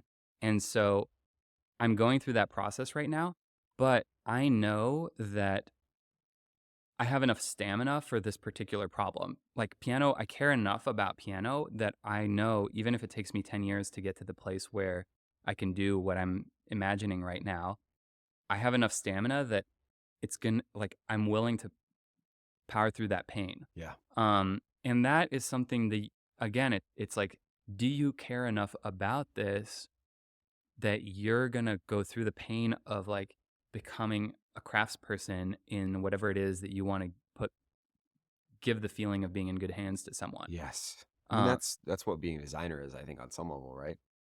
yeah, but everyone's a designer. I'm like Ratatouille on this. Like it's like everyone can be a chef. It's just But sure, I guess my point would be I agree. yeah, It's just that most people aren't going to take it quite as far in their willingness to design yeah. their life around them to get to what they want. Their willingness, you know what else is interesting is I love what you said about just caring more. In some sense, that's a beautiful other side of the coin of this pain point, which is Mm-hmm. to say, when you care more, sometimes you're willing to go through more pain. Mm-hmm. In fact, that's what allows you to go through more pain, to Yeah. get through more information and eventually get to the point where the pain isn't there and you can do it. Well, once you accept that learning anything is going to have pain, then the pain becomes less bad because you're like, "Oh, pain, I'm learning." Like if you associate pain with learning, then you can also see when you're having pain that is just like repetitive, like you're literally banging your head against the wall or you're putting through yourself. Not all pain is good, Like if you keep having the same situation happening to you over and over, like you need to experience new pains. Like you need to go and like even though I feel so far away from my goal when it comes to piano, I do see that like I'm a million times better than I was a year Right. ago. And like there's certain things that I understand now about piano and playing and following along and to songs that, playing by ear. There's so many things, both in terms of just like the vocabulary of it and the muscle memory and so many details where I'm so much better than I was a year ago that makes me feel like okay if I know that I can keep working on this and I care enough about it that it's worthwhile for me. So I think maybe that's the thing to emphasize is like if you're trying to make something that will elicit that feeling, you have to keep working on the craftsmanship of it, and in order to get to the place where it's really going to feel that way you have to have enough curiosity or passion to keep going. Are there any either all time or just recent experiences or tools or products that you either just really admire from a design standpoint or that specifically have kind of given you that feeling of being in good hands? I was just thinking about some of my favorite experiences from last year. Some of my favorite movies. I really liked Perfect Days. I love that That movie. was a great movie. I really liked Challengers. I thought the music was so amazing. Those two are really Yeah, quite a pair, I double know, feature. very different. I liked Tampopo. I Instant. just Do watched you, that you this really? year too. Yeah. Tampopo, it like instantly shot up to like top 5 favorite movie of all Wow. time for me. Cool. And Tampopo is kind of about being in good hands. Mm. It's this like 1985 movie about this lady who wants to have like a really good ramen shop. And it's so goofy. The actors in it are all like it's like a superstar cast from like it's a Japanese movie. It's so good, and then I had a lot of great sushi in the past year, and there's a few like omakase places. I like really took the omakase thing seriously, and I was like, I got to find some really good, an acquaintance of mine like started a like Michelin star like sushi place, and like that kind of put me down this like path of exploring other interesting sushi places, and literally to the point where the next project I'm working on is basically building a sushi restaurant inside of my house where I'm gonna then literally then I'm Of gonna course you are. because I love cooking for people, and so I want to like cook in omakase style for my friends, Great. and like make them feel in good hands from that perspective. Yeah, I mean that goes into like a whole other side of yeah. Have you ever had anything where you're like, I probably couldn't do that? Oh yeah, all the time. Okay. But Because from the outside, it sort of just seems like you don't have enough. Like there's infinite possibility. It's just there's not enough time. well, that's also true. But the two are not mutually exclusive. Fair. Yeah, I mean, I really like when all the senses can be engaged in an experience. So restaurants are great for that, and movies to some extent. Although like you know, smell and taste are not usually as Yeah. like evoked in that medium. But it's why on my website there's like essays, recipes. Like I have like it's like I'm working on the music side. I've got my color scheme. It's like Oh yeah, my the website sweet sound it's effects. it's like it's like yeah, so basically where I'm projecting like 20, 30 years from now is that all these things are interacting with each other. Right. There's like touch, taste, sound, sight, like and somehow mind is like in there too, and like all Mm. these things are kind of intersecting with each other, and it's like really like synesthetic. How do I how do I let other people see the world the way I see it in this Huh. like very synesthetic way? And it's like I can't think of something more fun than that. It's so fun. And there's not really a medium for that I can think of aside from like software and restaurants and like homes, like connecting all these different things to each other. But the fun of it to me is like, how can we make these things cohesive with each other? Totally. I mean, maybe some Neuralink type things in there too. What I Oh, love that so would be much cool. about Yeah. that is one of the patterns of my life for the last year has just been I find myself increasingly pursuing and chasing like quality of attention, Mm, increasingly feeling like attention is like the only thing, and I want deeper attention, whether that be how present I am or how long I'm doing one thing or right. whatever. And it seems that engaging multiple senses, Mm. especially engaging all the senses, is a really great path or proxy to that. I and this is why it's like when you see a really great creator that you love, you're like, I would love what would it be like if Christopher Nolan had a restaurant? Like it's Yes. like what like Yeah. how would Yeah. it Yeah. work?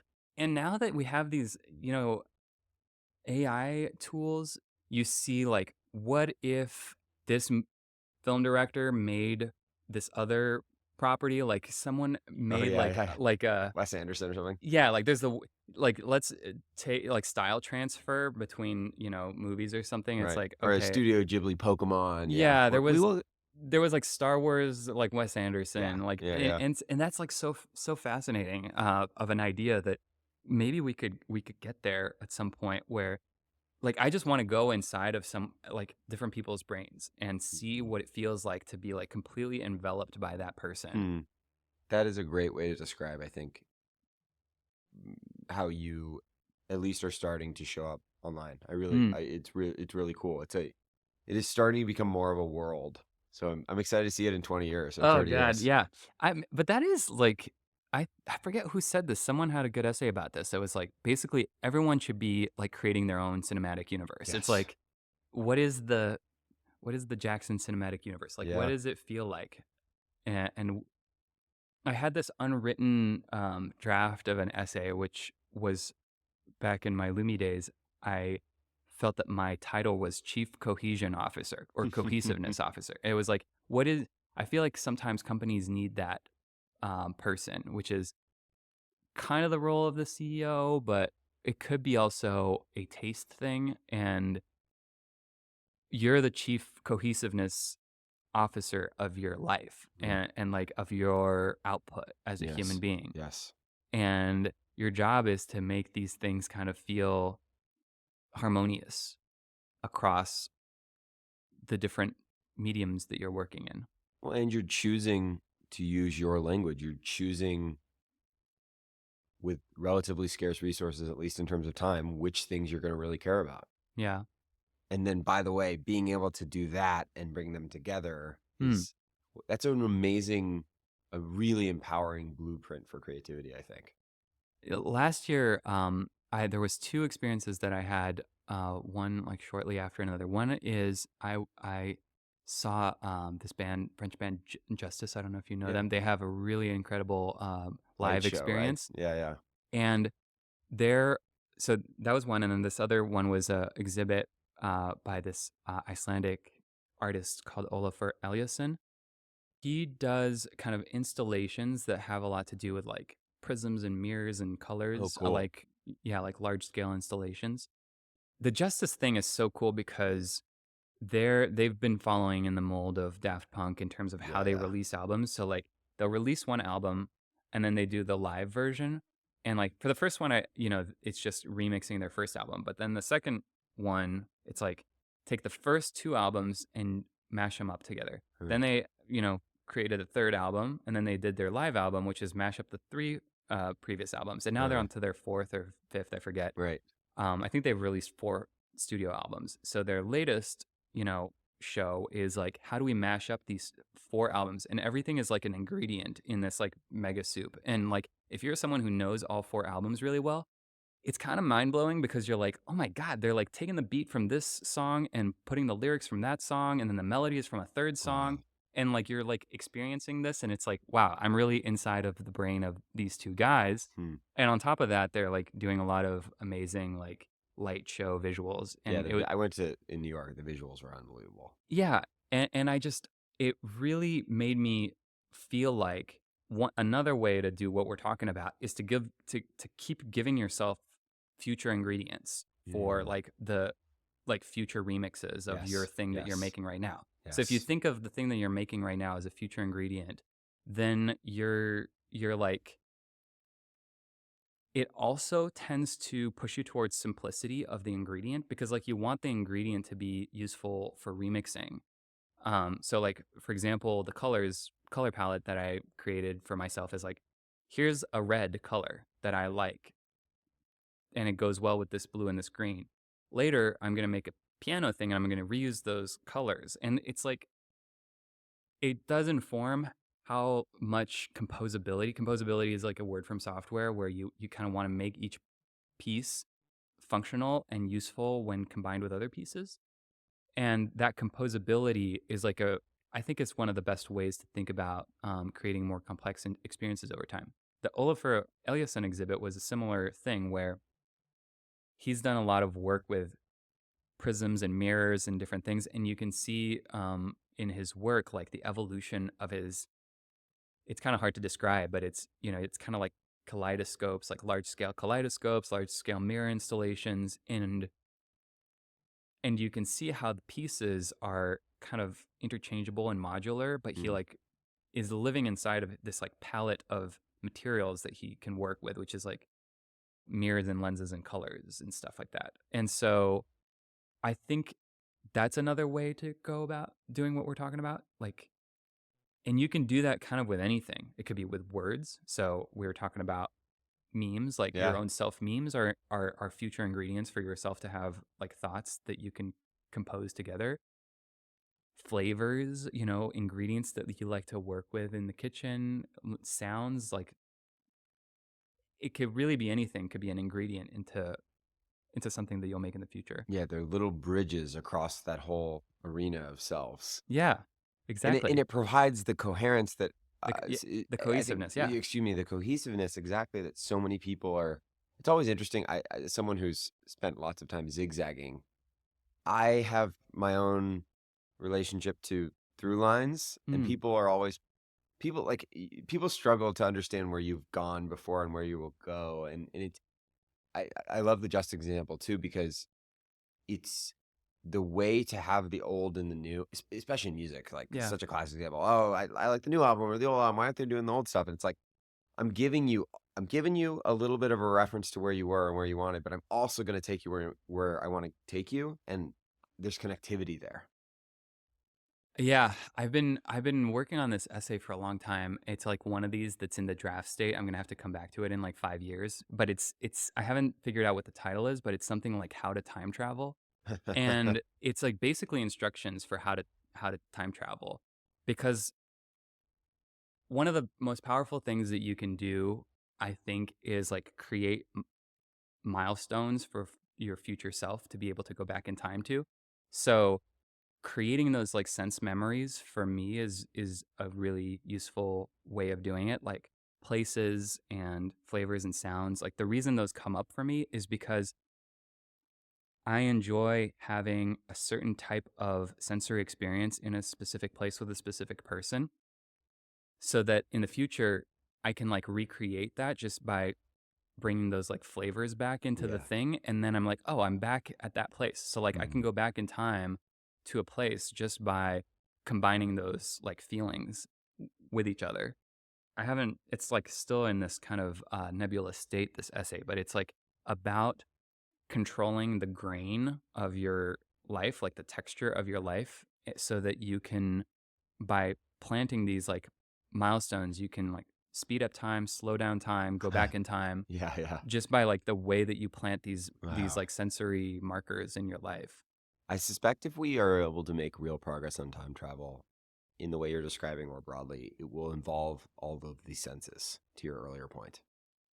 Yeah, I mean, my method of time travel is not like getting into a time machine, it's more like getting into a time machine in your mind. Sure. Yeah. But I mean, Yeah. like there's lots of research on how the olfactory, like the smells, but like if I really wanted to immerse myself in the memory of an experience at the very least, I would not just visualize it, I would not just have the Yeah. sounds, it would, and Yes, and maybe the point is that the more you stack senses, the more immersion you have. for sure. Yeah. And I don't know if like at some point we're gonna, yeah, Neuralink this thing and it's just gonna like plug in and you'll be able to go wherever you want. But yeah, there is something about that the kind of like multisensory, the power of that as a way to anchor like time and space. Okay. Changing gears a little bit, but on the note of time, we talked about file over app. Mm, One of your more, I think, important ideas that we briefly touched on is this notion that most software and most of the information we collect today is ephemeral, right. or at least likely to be ephemeral. Obviously, the world has a rich history of archival, and then we have also a rich history of losing things.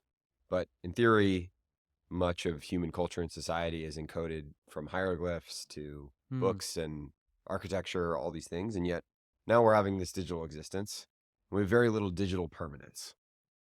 A couple of ideas I wanted to read of yours that I think convey this well. One is the ideas hieroglyphs convey are far more important than the type of chisel that we use to carve them. To read something written on paper, all you need is eyeballs. And then finally, if you want your writing to still be readable on a computer from the 2060s or the 2160s, it's important that your notes can be read on a computer from the 1960s. And so, obviously, one empowering idea here is this notion of tools that use Lindy formats, file over app, plain text, whatever.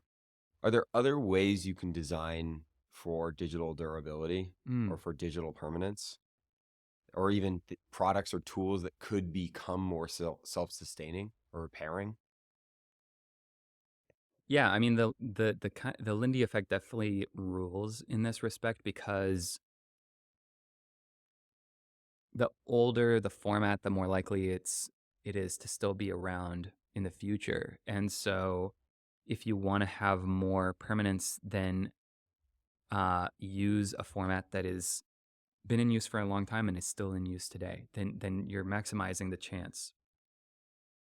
I had this point before I started working on Obsidian full time where I was thinking like this would be a fun hardware project, like actually make a computer that can like last for 1,000 years. Mm. Like what if, you know, you could make a hardware device that was robust enough in every, like was resilient enough in every respect in terms of like the types of materials that you would use, that the connections wouldn't get dilapidated over time, like that this could literally be an artifact that someone could dig up out of the ground in 1,000 years and like make some sense of. You know, you'd probably, Contrast to my 1-year-old iPhone, yeah, you because would that's like not working. it wouldn't have a lightning port on it probably, or like how would you get data in and out of the thing? Like would it have like it started like raising all kinds of interesting questions about like what is the time frame that we possibly could like think about here? Or is this all like not relevant and we should just, you know, use analog formats for like our most important stuff? Like is it still useful to print things out on paper if you really, or some other medium if you really want to preserve it? And not everything deserves to be you know, Yeah. preserved for 1,000 years. I certainly think, I mean, I have like 100,000 photos on my iPhone. Nobody cares about 99.999% of them. So I think that question is a little hard to answer in the present time. Like what of what we are seeing right now deserves to still be around 1,000 years from now? It's like a very difficult question to answer because we don't know what the world will be like at that What in about that even time. 15 years from now? Yeah. Well, I mean, there's things that you can do. What the point of I was trying to make in file over app is that currently the predominant way that things are stored is like in the cloud, in a database, on a service that you have no direct access to, that you're relying on those providers to still be around, that you have to have an internet connection to be able to access those. So, you know, if you lose your internet connection for whatever reason, or you're on a flight or something like that, do you still have access to that data? Who controls that data in terms of, you know, can they train their LLMs on it? What kind of privacy do you have? Who else can read it? Is it securely encrypted? All those types of questions come about, and a lot of that has to do with the types of apps that you're using. And the ecosystem, the software ecosystem, is really geared towards kind of selling back access to your own data. Mm. Like that's what you're feeding you know, a service data, and then it's selling you access to that data that you fed into it. And we have sort of accepted that that is, you know, the deal, but it doesn't have to be that way. And that's what Obsidian is trying to prove in terms of giving you control over your own data, and making sure that any data that is like being synced between your devices is always like completely encrypted in such a way that it's private to you, and we can't we can't read it, we can't train on it, we can't do anything. It's your data. Those files, like Obsidian doesn't store things in a big database in the cloud. It is all stored on your devices across multiple devices, and we just facilitate syncing the data between those devices. You can apply that idea to any other kind of medium of information that you're trying to preserve over time. And if Obsidian goes out of business, if you know, the tool becomes not useful for you for some reason, you don't want to use Obsidian anymore, you still have your data. If somehow the app gets like deleted off your machine, all your data is still there. It's not um it's always in your control. And so Yeah, it's the inverted relationship to your point about selling back the data. Most products or apps we use are portals to our information. And it right, should be the inverse. It should be, I have my information. Now let me what decide what I want to do with it. yeah, what can I do with it? And so I think yeah, we're just not living in that world broadly. But when we see, I think this is a more there's a great book, Tools for Conviviality, that I would definitely recommend everyone who's listening to this read. That I think explains this problem really well, by Ivan Illich. And we live in a time where right now, there's like 6, 7 huge corporations that control all of, software. And it's possible, and especially with how easy it is to create software now, to kind of have a more homegrown approach. I talk about Mm. what is this is a different essay, which is quality software deserves your hard earned cash, which is what is the difference between like a jar of mass produced jelly that's like filled with corn syrup that you buy at the grocery store, and one that you make at home or that you buy at the farmer's market from someone who really cares and is putting you in their good hands. When you're buying from Apple, Microsoft, Google, Facebook, you're like buying industrial scale software that is like loaded with high fructose corn syrup. It's like loaded with privacy invasive trackers. It's loaded with proprietary file formats. It is trying to make things at large scale at the cheapest possible price to maximize profit margins. And it's not designed to be caring for you as a human being. And because it's now possible to make like Obsidian, we could not be a 7-person company without the like tool set that exists today. Like there's Right. been so much Right. work over the past 30 years getting us to the point where a 7 company can serve millions of people, but it's almost like the world hasn't caught up to the fact that that's possible now. Yeah. And that's very empowering to startups, people who want to make a new tool. And it should be also very empowering to, individual people, consumers, users, whatever you want to call yourself.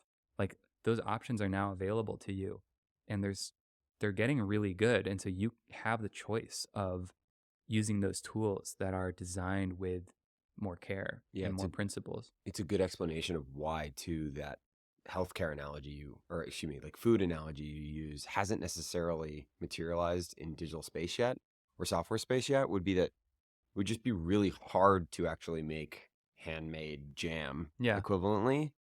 The other interesting idea that comes out of this, I think, is you've written about wabi sabi. It's an idea I Mm. really love too. It captures both imperfection and repair as well as ephemerality.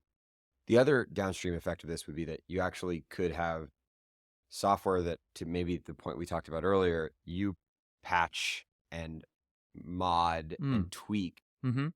because you have the ability to, or because it's really cheap or fast or otherwise, Right.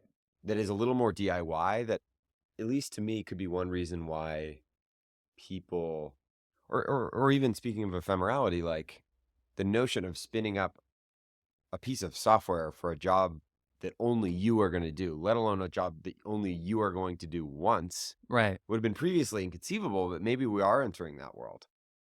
Obsidian feels like a pretty cool, in order for that to be maximally useful, I think you would want a foundation of a tool like Obsidian Mm. rather than similar to, I don't know, if you never cook, it's not that interesting to use homemade or organically sourced, Mm. high quality, high care goods. You might as well go to the fast food restaurant anyway. And so it's almost like a divergence of paths. I think sometimes when I talk about these things, I feel like I'm just like shouting into the ether and like nobody cares about this. Like, there's a lot of examples where, in the past we had cars that were serviceable. Like anyone could like open the hood of a car and like look at the carburetor and like Mm. you could like literally unscrew every part. And now we have these kind of assemblies that are factory produced that are getting simpler and simpler over time, less and less repairable over time, but maybe they're cheaper to buy. Like they're more, it's much less expensive if you can buy a mass produced thing that works well and is reliable. That also exists. Like it's not a Luddite kind of like Mm. mindset. Like it's not Mm. like we should reject Right. everything that Right. is, like we shouldn't try necessarily to be completely self-sufficient. Like there's a purpose to society. There's a purpose to having specialization. So the intent is not to say like you should be completely self-sufficient and everything you use should be like ground up, like artisanal. Mom and pop software. Yeah, Yeah. but there's something where I think we've come to a place where the entire software, big tech ecosystem is driving towards confusing people into thinking that things should be free, and like you're sort of overlooking the fact that the reason they're free is because why are these products free if Google is worth $2 trillion, Hmm. and where does that revenue come from? Also, why is McDonald's cheaper than Yeah, healthier food? yeah, exactly. So I think that for some reason, even though tools like software, like if you think about the amount of value that it provides in your life, the amount of time it might save you doing a particular task might be worth, you know, tens or hundreds of hours, we still feel very, uncomfortable about spending more than $2 on an app. Yep. And like, it's like, Yeah. why is that? Hmm. I don't know exactly why. There's some kind of digital physical physics thing Yeah. that I think is partially people are getting over, but yeah, again, it goes back to this notion of a change in disposition to this stuff, and part of it, for a while, the only way to have really good software at scale for a low cost or for free would be to have some of these more traditional, bigger models. You started to get at something that I'd love to talk more about because I think it's one of the most timely and important things you've written about, Mm. which is a post you wrote called "Don't Delegate Understanding." Mm. I'd like to read just an excerpt of that I Yeah. think is helpful for the audience. I think it's the intro. Mm. You say, "There is a parasite. I see it everywhere. It consumes your health and wealth. It preys on ignorance and is easy to catch. It's so common you may not even notice you have it. The parasite has a simple and attractive proposition. Let me take care of this hard thing for you. Trust me, I know better. Instead of understanding it yourself, you choose to give the parasite control over your health, education, money, housing, business, identity, data, infrastructure, climate, justice, even your beliefs." And then I thought it would be interesting to include a paragraph from the oldest blog post on your website, Oh, which wow. is called Chaos Agents, that Mm. I think, interestingly enough, you were on a similar theme 15, 13 years ago, which is a world where knowledge is captured and categorized, interpreted by the masses, almost instantaneously digested, regurgitated, masticated, ruminated, and immediately available to access, pre-chewed. And so I think you're getting at like basically the dominant intellectual epidemic of our time. Mm. This world of tribalism, socialized truth, fast information. Mm. There's this book called Non Things by Byung-Chul Han. He has this line where he's like, "We don't have time to linger anymore." Right. There's maybe people out there who would push back on aspects of this, and I would encourage people to read your full post. But I think most people hear this and would agree. They Right. would agree both that you're right, but also would agree that it's happening to them. And so maybe my question would be, how do you fight back? How do you find the time? How do you actually block out the noise and seek signal? In some sense, like, how do you even have the energy for it? I Mm. think most people's experience is not that they don't believe you or even that they're totally ignorant to this, although maybe it's partly that. It's just that there's so much and there's so much to do. And by the way, the Google software is cheap or is free, and the McDonald's is cheap. So I'm curious, Mm. maybe just personally, but hopefully it generalizes in some way. How do you start to push back against this parasite, as you call it? Mm. Well, last year I bought a house for the first time, and that was such an enlightening experience on this because there were so many points in the process of buying a house and owning a house where there's like so many parasites. It's like every aspect of it that I feel like this is probably one of the few essays that has a very like negative tone. I try not to write in a negative way, but I feel like I must have been upset about something that made me write it in that particular way. Like even hearing you read it back, I was like, man, that is a very negative I don't But think it's off though. I don't think yeah, it's wrong. yeah, I think there's something about that. And,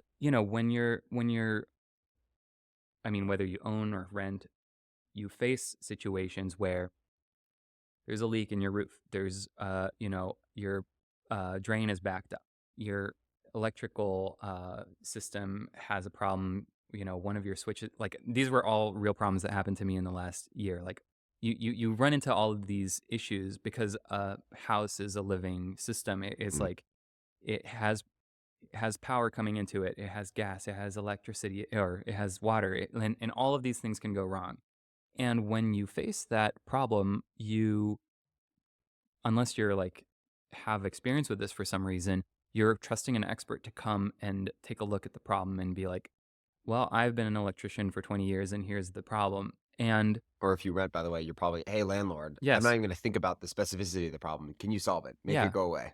yeah. And in the moment, like the thing is, you're trying to solve a problem, which is like, my furnace is broken and I'm cold.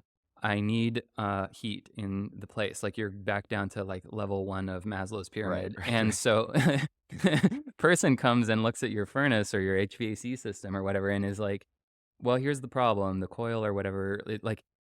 And oftentimes they won't even go into the explanation. They'll just sort of like give you a like high level overview and then they'll be like, okay, it's like $500 or something.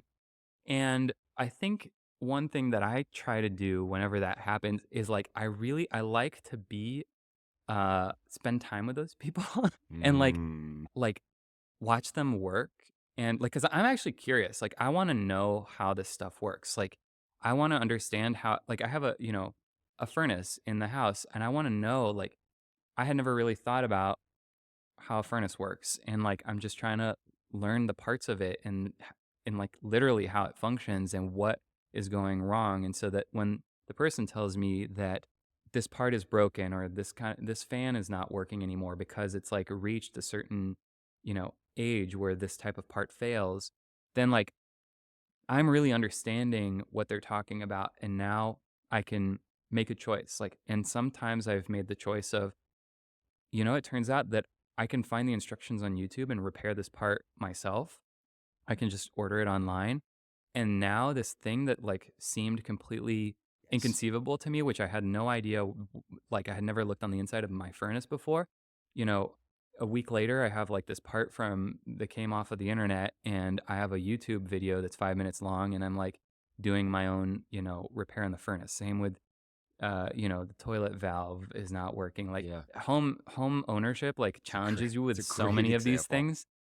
But and I think most people will do the kind of thing that I'm talking about. And sometimes you're like, okay, well, this is a problem that like I even after looking at the YouTube video or whatever, I'm still like not confident in my abilities. I don't want to electrocute myself. I'm Sure. gonna rely on someone who's been doing this. But Yeah, at we live least, in a society.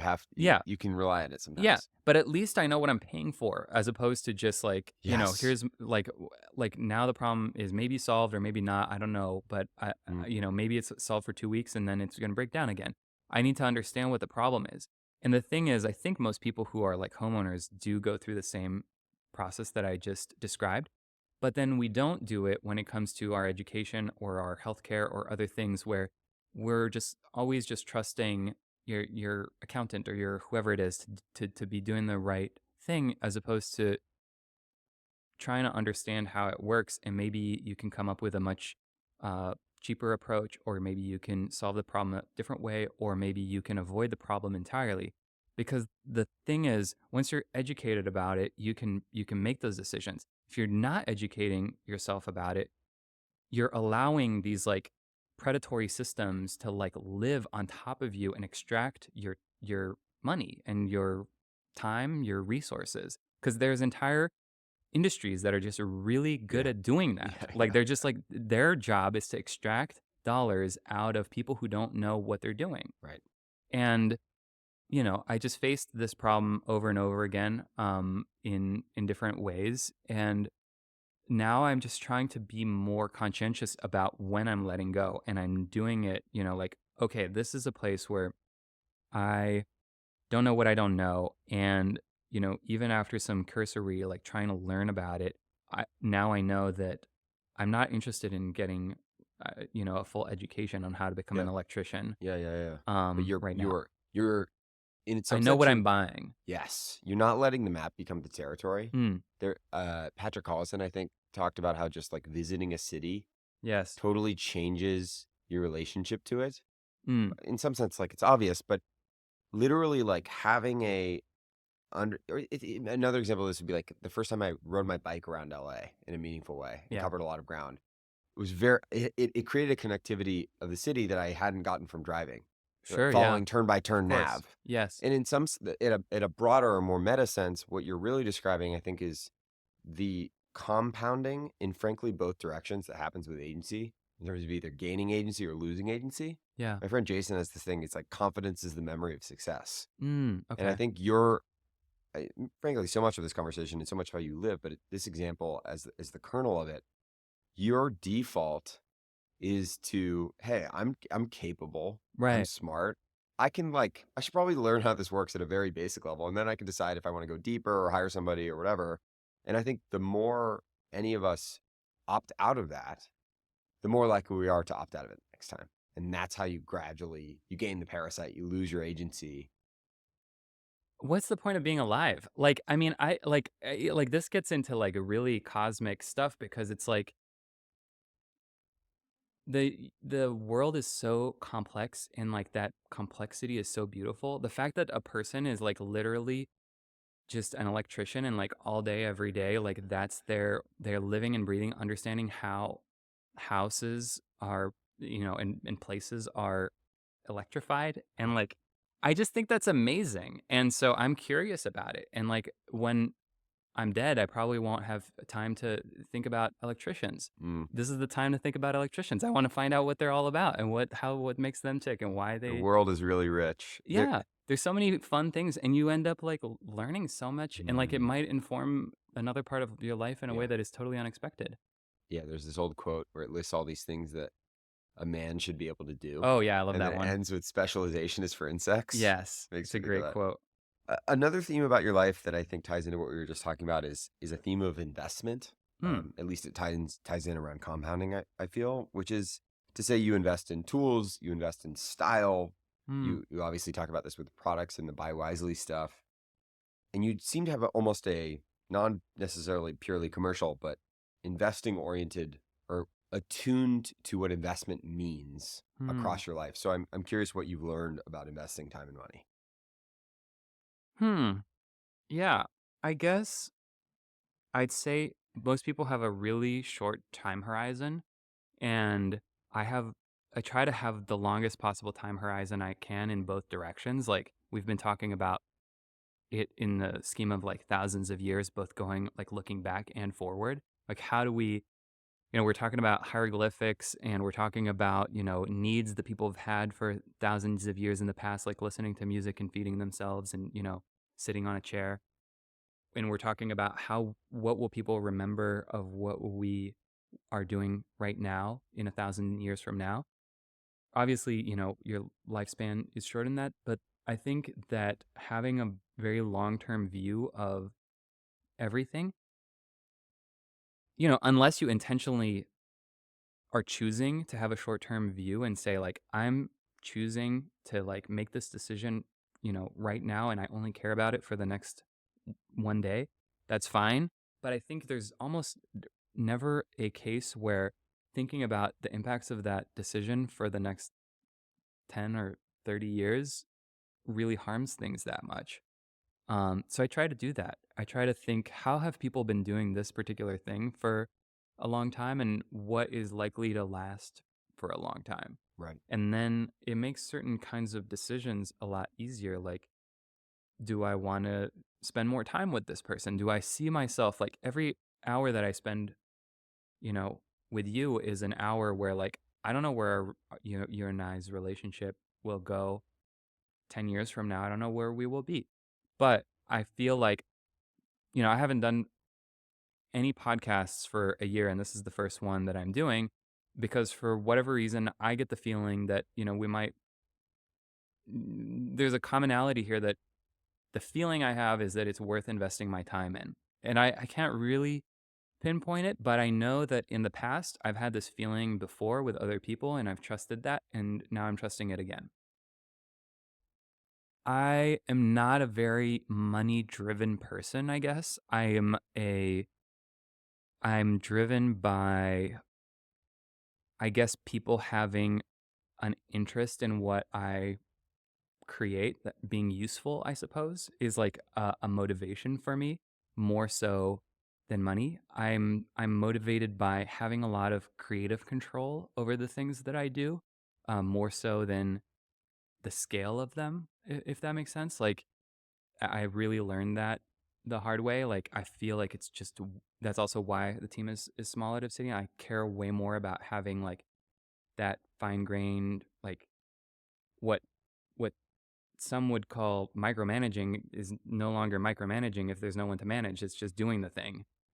And I prefer to do it than micromanage someone who's trying to do it with my like, breathing down their neck the whole time. Yeah. So, so I think that the kinds of things that I like to invest in are having.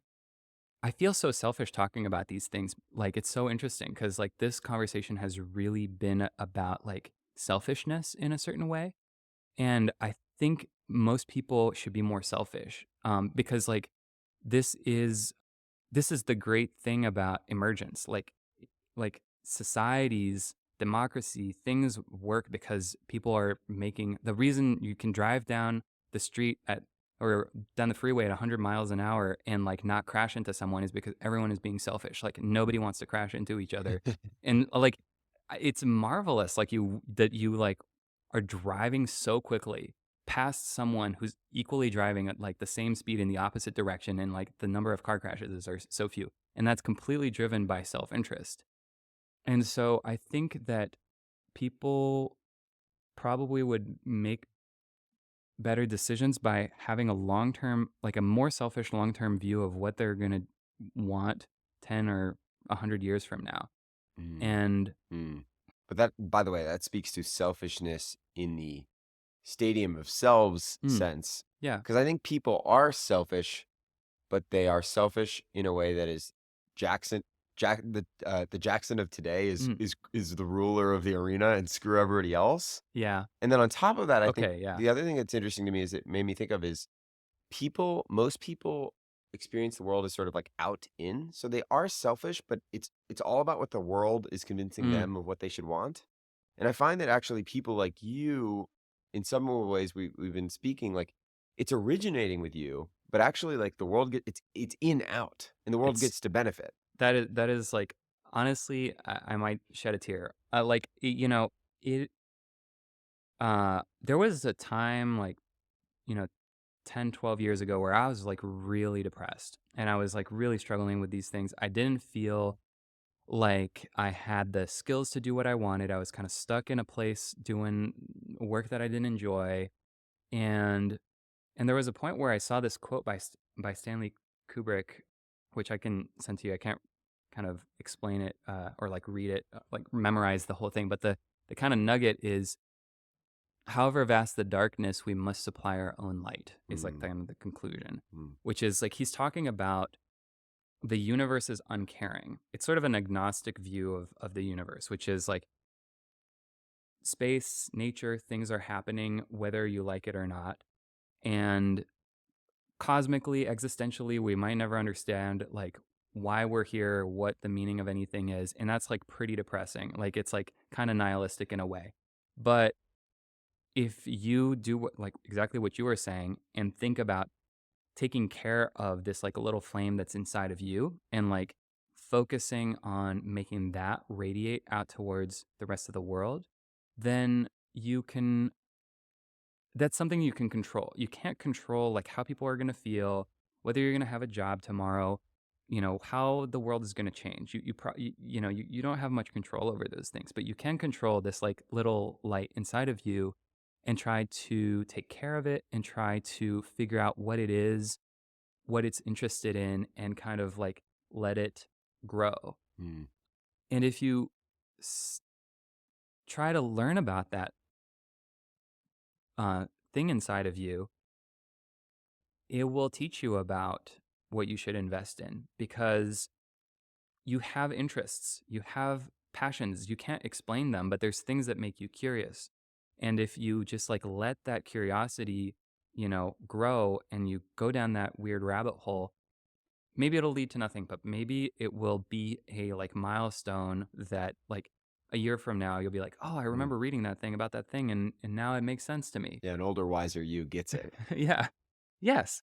Yeah, maybe it's it's retrocausality. It's the future like talking to you in Mm. in the present and like pushing you down that path. So, I guess what I'm saying about investment is I'm not here to like recommend any like stocks or something like that. Like I'm like, it's like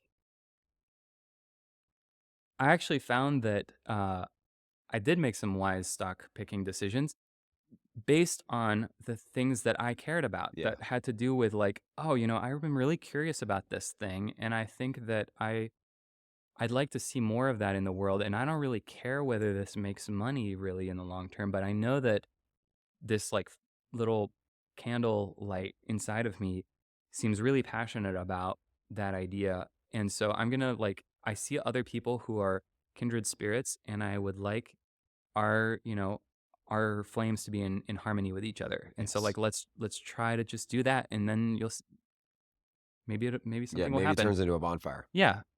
You've written, just one double click on this. You've written about choosing problems. Mm.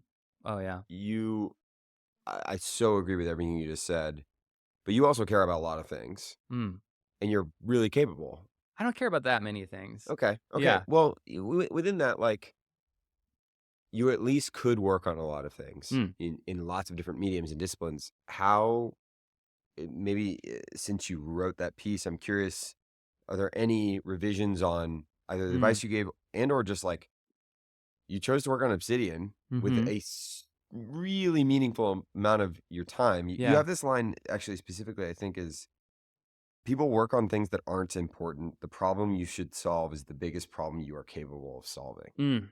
Boy, this is an old essay. I don't even know if I agree with myself. I have to reread that one. I haven't read it in a while. But I think what I was trying to say that I think the essay is solving problem finding or something like Yeah, that, yeah, yeah. which is like you know, how do we get good at finding good problems to work on? And I think it comes down to the same thing that I've been describing. Like I started making this little tool to help me learn piano. And the reason I did that is because I spent a whole bunch of time playing piano and it was really frustrating. I think we don't get taught that Yeah. following those rabbit holes is actually the way that you find interesting problems to solve. If anything, we get taught implicitly to stop Yeah. once we have that friction. Yeah. And so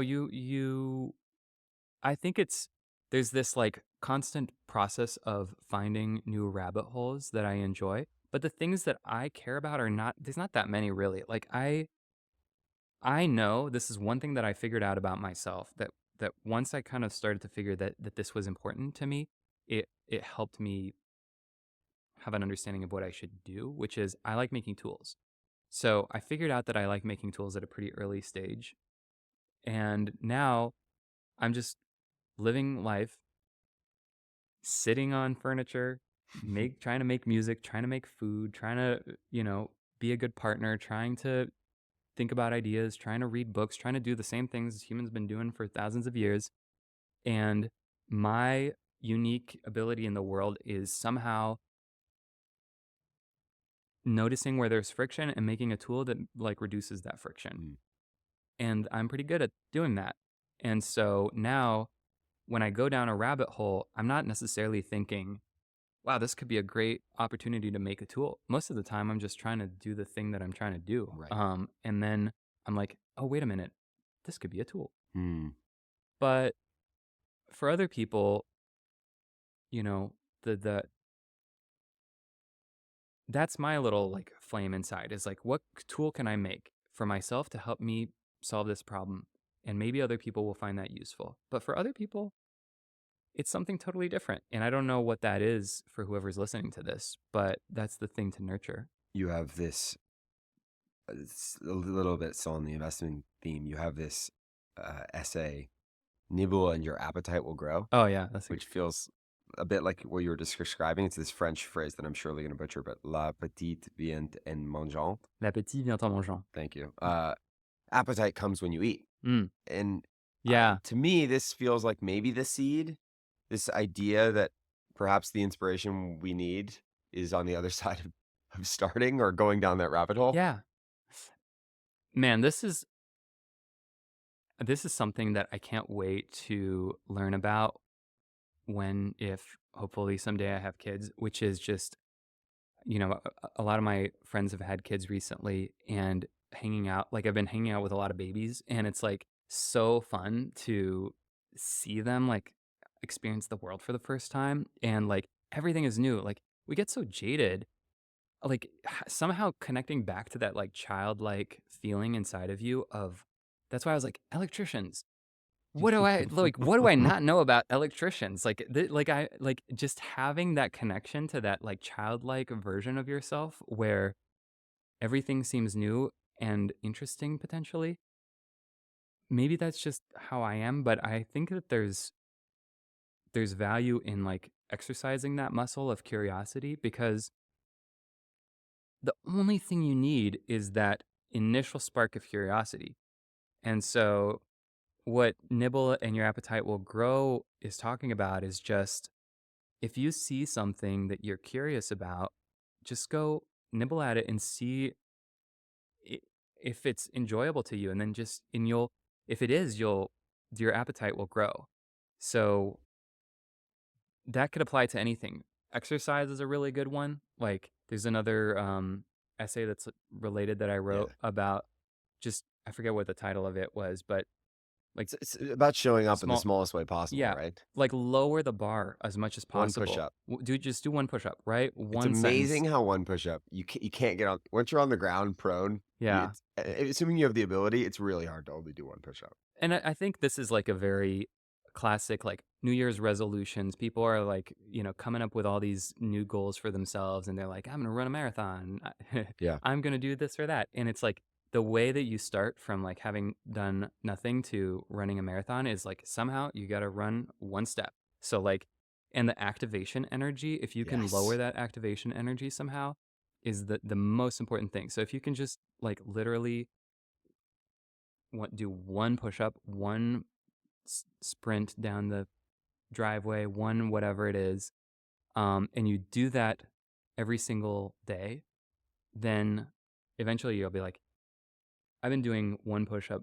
Honestly, no one could do one push up every day No. for 30 No days. way. That would be remarkable. If someone actually managed to do only one push up a day for Radical 30 days, discipline.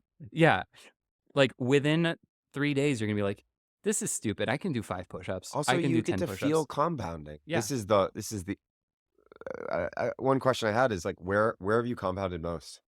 Clearly the curiosity and frankly like the meta nature of this. Mm. But so yeah, one question I would have would just be where have you compounded most? Where have you compounded most? I'm actually curious. How would you answer this question? Hmm. I'm not sure how deliberate it's been. There's something about people and how I like it's hard for me to discern or separate this question from the like what is the where do you get your energy? What's your like Novak Djokovic like tennis ball you like to hit? Yeah.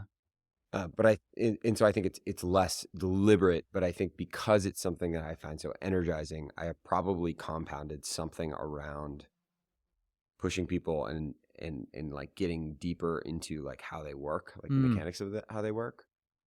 I'm sure there are other things too. I'm pretty attuned to media and products and things that like are cool and interesting. Like I'm pretty attuned to like my taste around those things. Mm-hmm. But again, I don't know if I don't relate to being someone who is like, and maybe the implicit in my question for you is like, what is a skill that I you see. compounded a lot? But that wasn't the question, by the way. And I think to the earlier point, like compounding can very much be about a disposition. In some sense, it's almost like where is the strongest link of the stadium of views? Mm. One thing that I couldn't have expected to be so powerful, even though it's felt so important at the time, was writing the Obsidian Manifesto, because it actually felt really easy to write. It was just 5 things, and then what it did in turn is we only have 1 or 2 meetings per year at Obsidian. Like, I have no meetings. My schedule, Sick. if you look at my calendar, there's 0 meetings. Like, I have, like, dentist appointment in a month. I've got, we have our one, we call them destination meetings. We have it coming up next week. Okay. So, we will spend like 5 days hanging out, and we don't actually really talk that much about work stuff. It's mostly a way to hang out with people because everyone on the Obsidian team lives in a different place. So we rarely get a chance to hang out and just kind of get a feel for what people's personalities and everything are like. So there were 2 aspects to that. One, well, maybe 3. One was I feel total confidence that I could like disappear for 6 months and the team would do this almost exactly the same thing as if I'm around, That's a because crazy feeling and thing. yeah, it's so great because the manifesto and everyone who's, working on Obsidian like is really passionate about those values. And so, it's like, hey, we're going to launch this new feature. Like we launched a feature last year, a year about, or I guess it was almost 2 years ago now, the Canvas feature. And it was like, we know that we're focused on open file formats, and there is no such thing as like an open file format for Canvas. And so it became like a no-brainer that we had to create our own format and just open source it and let other people build on it. And I think that there's like these decision points that come almost with every project where it's like, should we build it this way or should we build it that way? If there's an option to make the thing malleable and there's an option to make it not malleable, It's we're easy. always going to pick the malleable one. So it's like this decision framework that helps everyone on the team just like continue rowing in the same direction. I don't have to do anything. Like we could just, everyone's just working on it together. So it has removed a whole bunch of decisions that we didn't have to make because everyone, knows what the Obsidian way of doing the thing is. Right. It has completely given me freedom in my time because I don't have any meetings. And it has, multiplied my contributions to the world because now lots of people are taking that manifesto and like basically, running with it. They're like, okay, we want to share that same kind of set of values at our company. We want to do file over app with our startup. We want to, these are good principles. Like they're not, anyone can take them. Like they're not specific to Obsidian. They're just like a way of building that anyone can run with. And so, from a leverage or multiplying, compounding value in the world, that simple act of saying this is what our principles are and what we believe in like has had like million x Mm, like return. mm. You know what's interesting is in when I asked the question, I had a thing in my mind, even when I answered it, I had a thing in my mind around effectively like where am I showing up most consistently, Mm, which obviously can lead to compounding, and I've experienced that. I'm sure you have too. But you actually answer it in a more important way, which is to tie it back to finance. Like it isn't about necessarily investing money every day. It's mm, about putting money in a market so it can compound, so it can mm-hmm. multiply. Yeah. And what's cool about the example you gave is actually it was one decision, probably more than a little bit of time, a lot of time thinking about it, but ultimately one decision to write and put something out that you've just gotten to reap the rewards of in some sense for a long time. And It's that is a cool. cool thing about, there are a few things. Podcasts are one, writing software where you make it once and then like, Goes out and works in yeah, the world. people can read it infinite amount of times. You don't have to like that.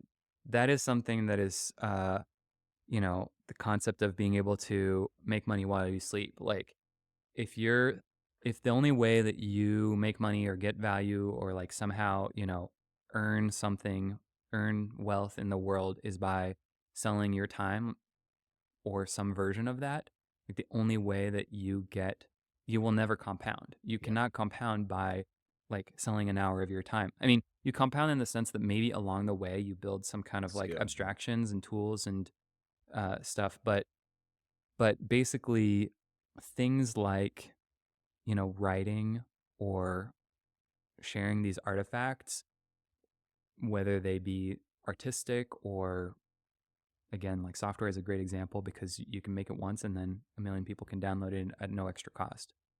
Those types of things are really powerful. Or, I mean, my previous company was like completely in the world of bits, and it was like, what are the compounding effects? We figured out, factories are like compounding machines. They figure out how to like make something at scale. And then, yes, of course, they have like material costs that we don't have in the software world, but they have a machine that can like spit out, a million of something. Hmm. And so Hmm. you want to figure out how to build like these like a little machine where once you build it once, like Yes. it infinity like number of times that thing can be used.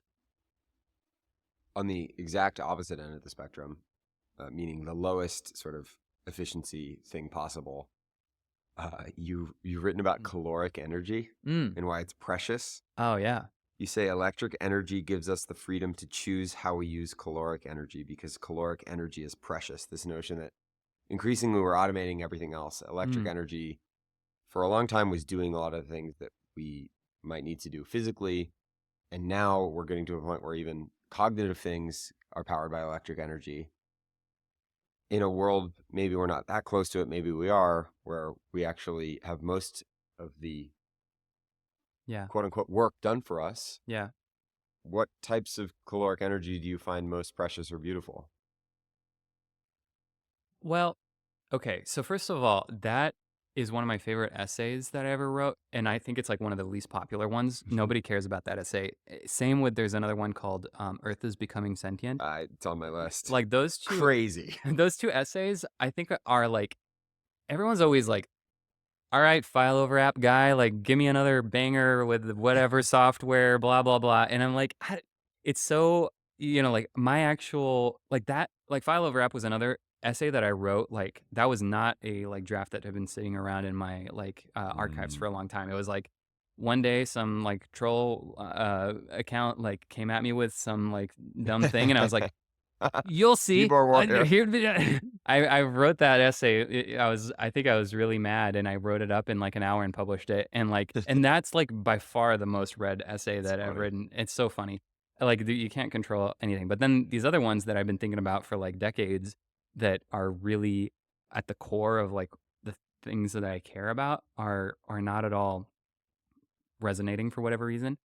And the weird thing is, last week I was reading Samuel Butler. Have you read? Do you know this? No.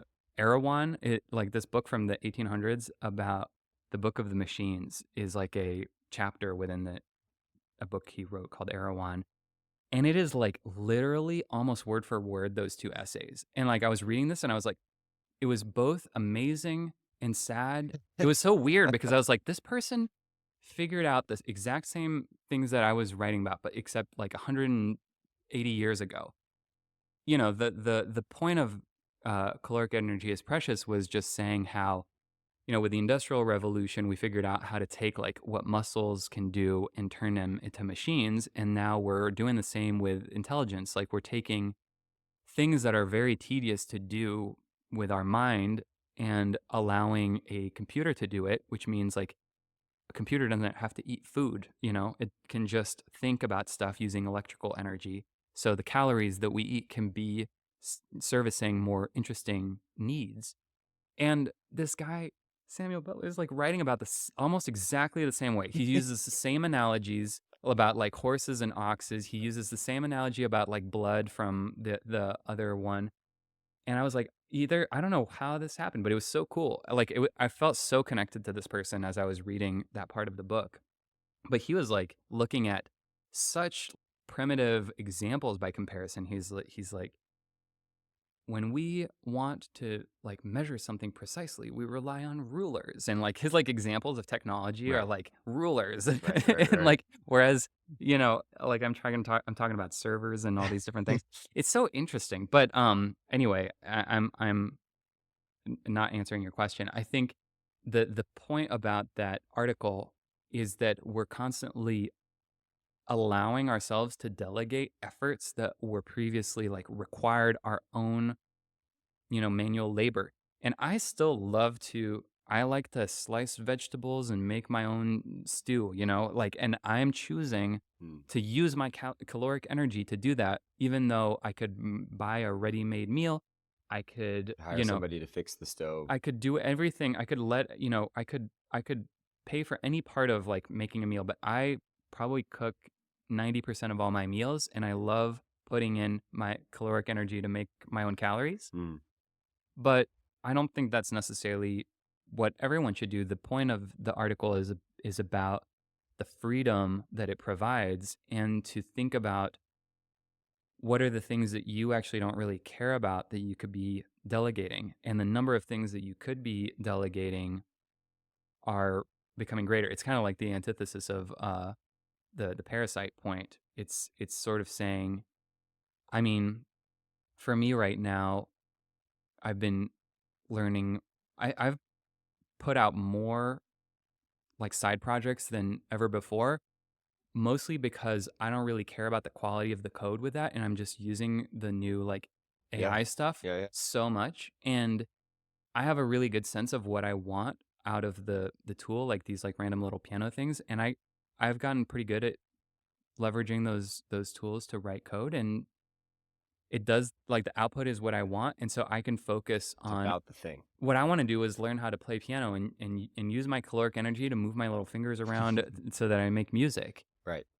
And But by the way, you would have also had to previously spend a whole bunch of caloric energy if you wanted to share that with others in a way that they could use. right, And now perhaps the beautiful thing is that you can still do that and spend far less time on the mechanics of it. yeah, to do what I like these some of these little tools that I made, I would have had to spend like probably at least a year or two like learning how to code MIDI controller or something like that so that I can plug in like the USB into my like computer Right. to my That's Yamaha cool. keyboard. That's cool. I I read that piece. It's funny you mentioned that it's underrated. I think I read it a while ago and like didn't really think about it, and then it Mm, like started to find a foothold in my mind, and I started to think about it more and more and more. The other piece you mentioned, mm, in the theme perhaps of where we're going and in the way that we are building a new kind of intelligence, is you call it the sentient Earth, or why mm, Earth is becoming sentient. I it's a bit long-winded, but I thought it would be worth reading a few excerpts of this, although I think people should read the whole thing. You say Earth is not a vehicle, but a body, the body of a planet-sized being that is developing senses and intelligence, a will, and even the ability to reproduce. We are cells building this body and maintaining it. The Earth's mind is emerging, mind in quotations, and then invert the theocentric view that artificial intelligence is the coming of a god, a superintelligence inside the machine. Rather, humans are inside the superintelligence. We are inside the Earth-sized machine. This super complex, super intelligent superorganism will not try to destroy us for the same reason that no human wants to destroy their own blood. And then there's one more bit of it in another excerpt from your essay, that really old one on chaos, that I thought were interesting to pair together, especially in this moment where there's lots of question about what it is that we're doing and whether or not we should be building this and whether it's going to be good for the world or bad for the world or what it means to be human. And I was curious to pair them together. The last paragraph from Earth is becoming sentient, you say, Earth has inherited what all living things share. The élan vital, I'm sure I'm pronouncing it wrong, vital. The will to live, the abhorrence of vacuum. Earth is imbued with the desire to spread, and we are watching it undergo its first mitosis. With rockets, we are giving Earth spores so it may reproduce. And then from the chaos bit, decision-making becomes relegated to algorithms, but agents of chaos and pioneers are constantly being born. Our free will is relegated not because of an omnipotent power or universal order, but because of a system we ourselves created that reinforces the very course we have set. Our identities are constantly being funneled towards understandability, and yet something in us is unpredictable. Not because of entropy or serendipity, but because of a bug, a malfunction, a short circuit that our brain always seems to find, a fuse that gets blown. We challenge the predictions, and that chaotic force unbalances any possible calculation. Even those calculations that attempt to correct for our unpredictability cannot fully understand the rhyme or reason of this odd gene. The fact that it can't seem to be codified is what keeps us from truly falling into the singularity. I don't have a specific question here, but I thought it was really, you wrote the Earth piece obviously recently in light of how much has changed. You wrote this other piece 13 years ago. Hmm. And both of those ideas to me paint a not necessarily too prescriptive, but optimistic and in some sense like deeply human, Hmm. maybe human's the wrong word, but deeply inspiring picture of where we might be going. That there's something inside, there's something natural or something innate to how life is shaping the universe for itself. Yeah. Amidst all this doom and gloom that we're Hmm. going to get zapped or that we're going to build a god who we're going to whatever, any of these possibilities, there's something in that. Hmm. I don't know. Is there a connection there for you? Is there anything hearing that back that comes up? I haven't read that old essay from those years ago in a long time. So it's interesting because that one was a stream of consciousness. I wrote that essay all in one go, and it wasn't even an essay, it was just like a note from my archive somewhere. Whereas the one from recently I spent a lot of time thinking about. And I do think it, in a way, it comes back to the point about selfishness that I was making, which is that I'm a big believer in the concept of emergence, which is Mm. just like complex systems come from like simple things doing simple things within a simple set of rules. Like your blood cells, are governed by relatively simple rules, and they're like just doing a function in your body. And I have never met someone who was like, I wish I didn't have blood or blood cells. And when I hear people talk about their fears of AI and like super intelligence and all this kind of stuff, I'm like, why would this thing want to destroy the thing that is taking care of it? Like, we're literally inside of this thing, kind of maintaining it, taking care of it, literally connecting the wires together that make it possible for this thing to even have thoughts to begin with. We're inside of this system, Mm. we're the blood. We are governed by relatively simple rules, whether we, find that dissatisfactory or what. But like, we don't have like, our rules are not that complex. Human beings have like relatively, like we've been saying, this kind of rhyme throughout this conversation is like, our needs haven't changed that much. We're just, trying to live life, eat food, reproduce, maybe find some meaning along the way, and build tools, make stuff, try to kind of continue this like process of complexity that nature is like seeming to be like pointing towards.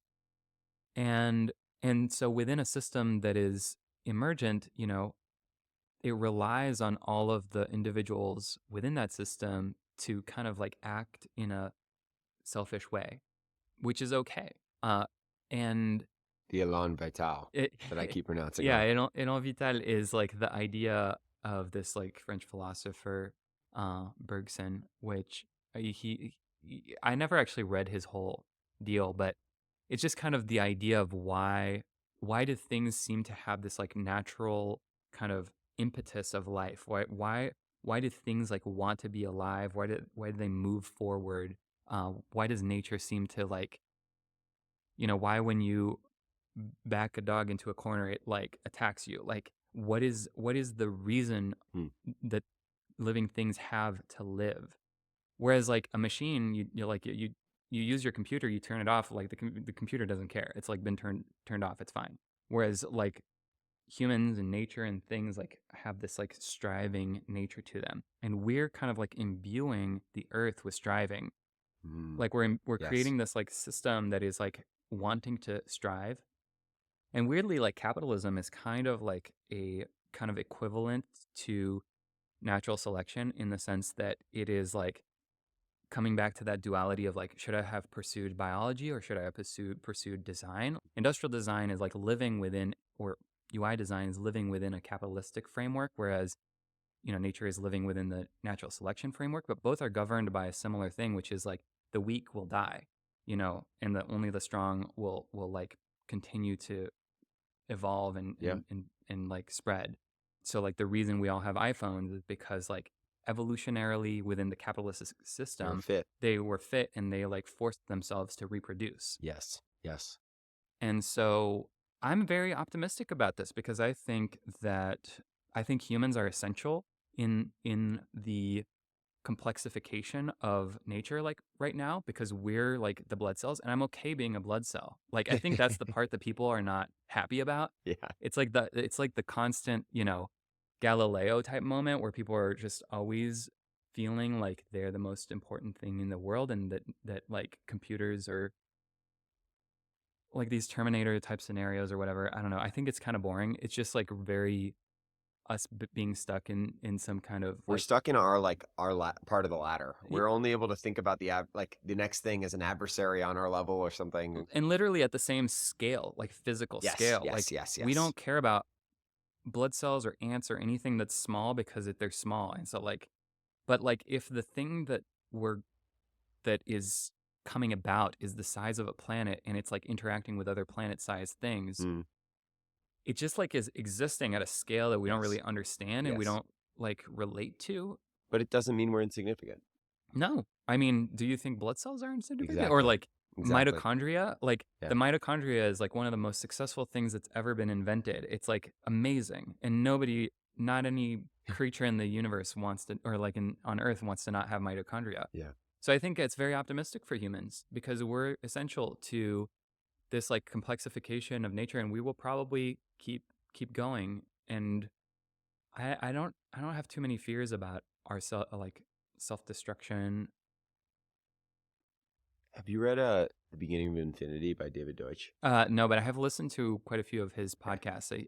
Yeah, I think he's fascinating. He has, I haven't read the whole book, but in one of the first chapters, he has this section that is just so on point with everything you're saying, which is he talks about these two kind of core ideas that have defined the Enlightenment or this post-scientific revolution. One, that man is insignificant. It's a Mm, Stephen Hawking idea that we're trivial beings on a trivial rock in a vast universe. right. And the other is the spaceship Earth, the idea that Yeah. we so fortuitously happen to be on this planet that in a vacuum happened to be hospitable to us in a cold, dark, inhospitable universe.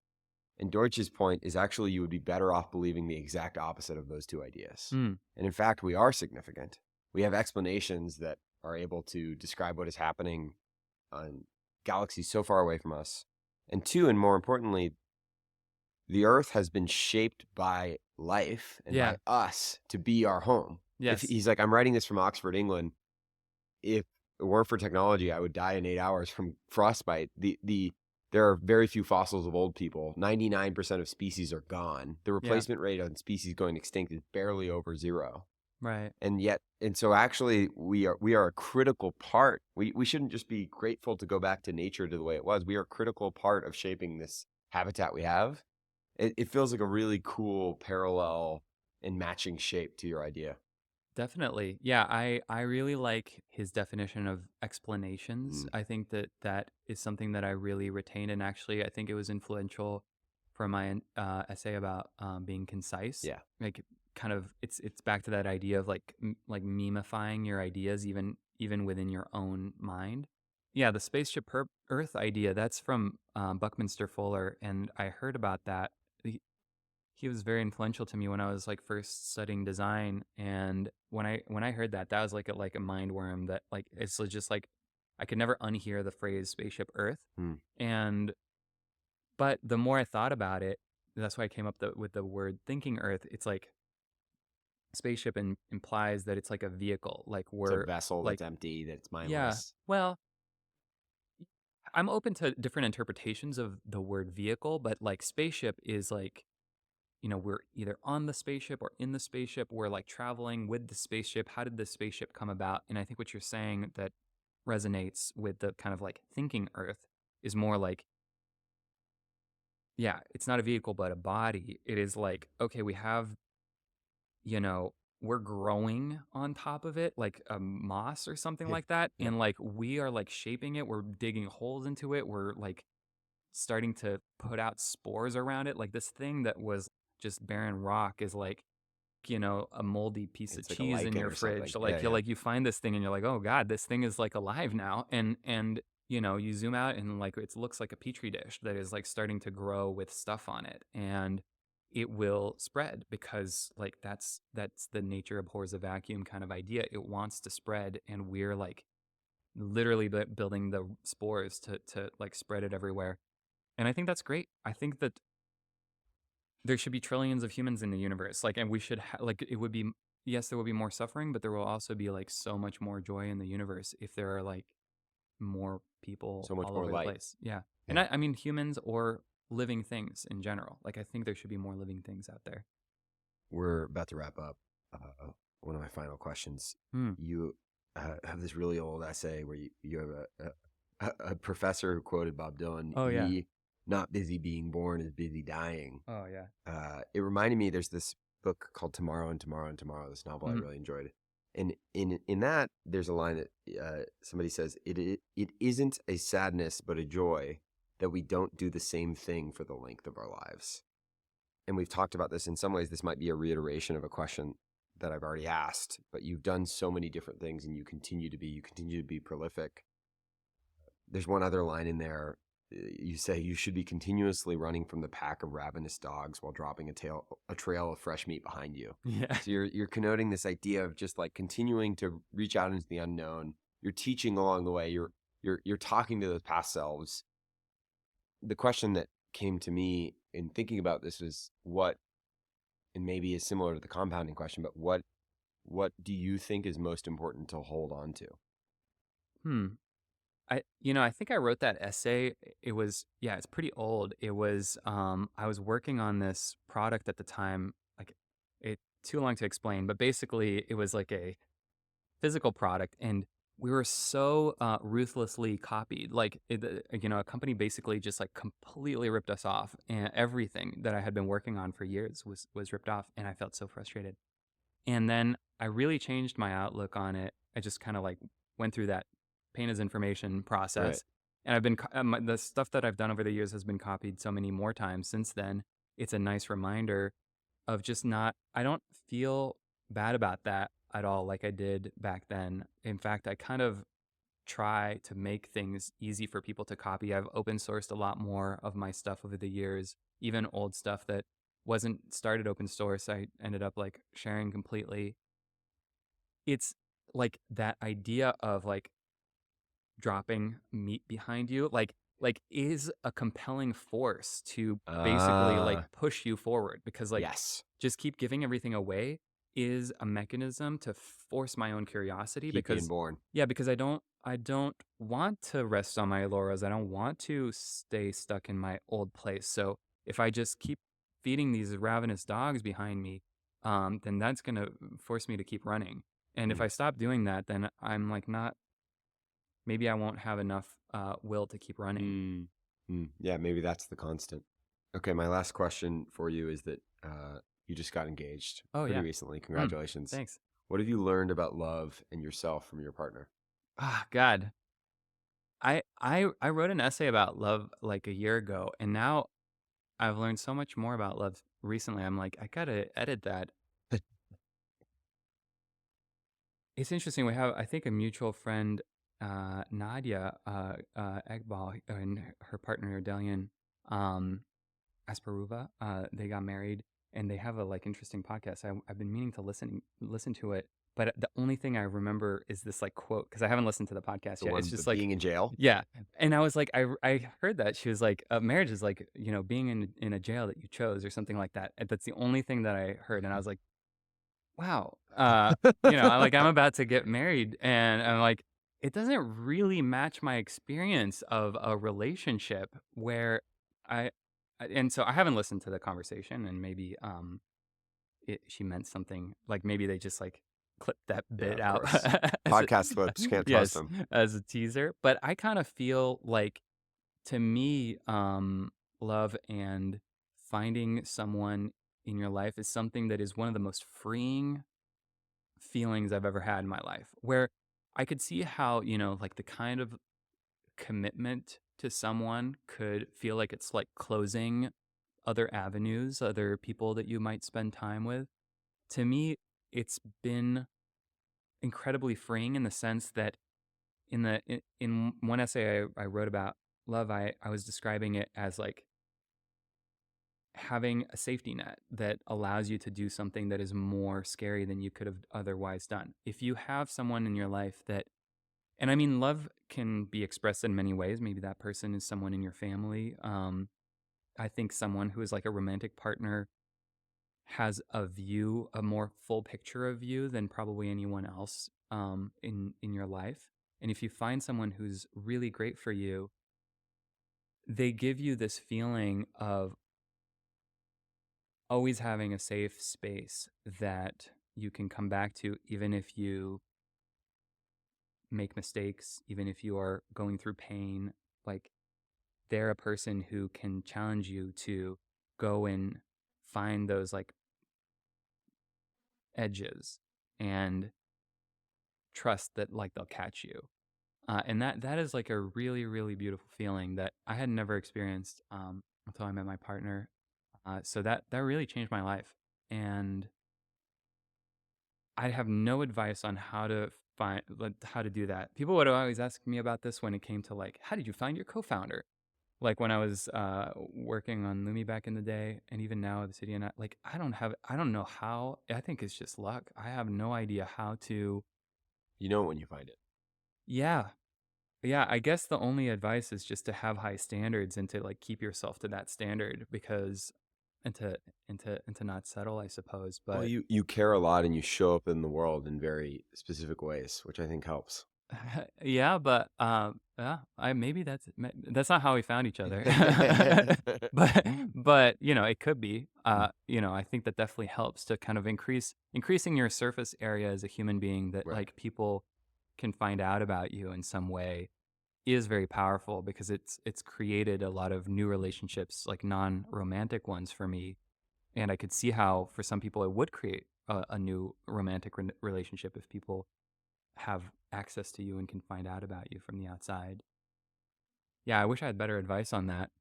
I didn't ask for advice on that. I No, was just no, I asking. know it's an interesting thing because it's come up a lot recently among some I of mean, I'll my. take advice, but I don't. No,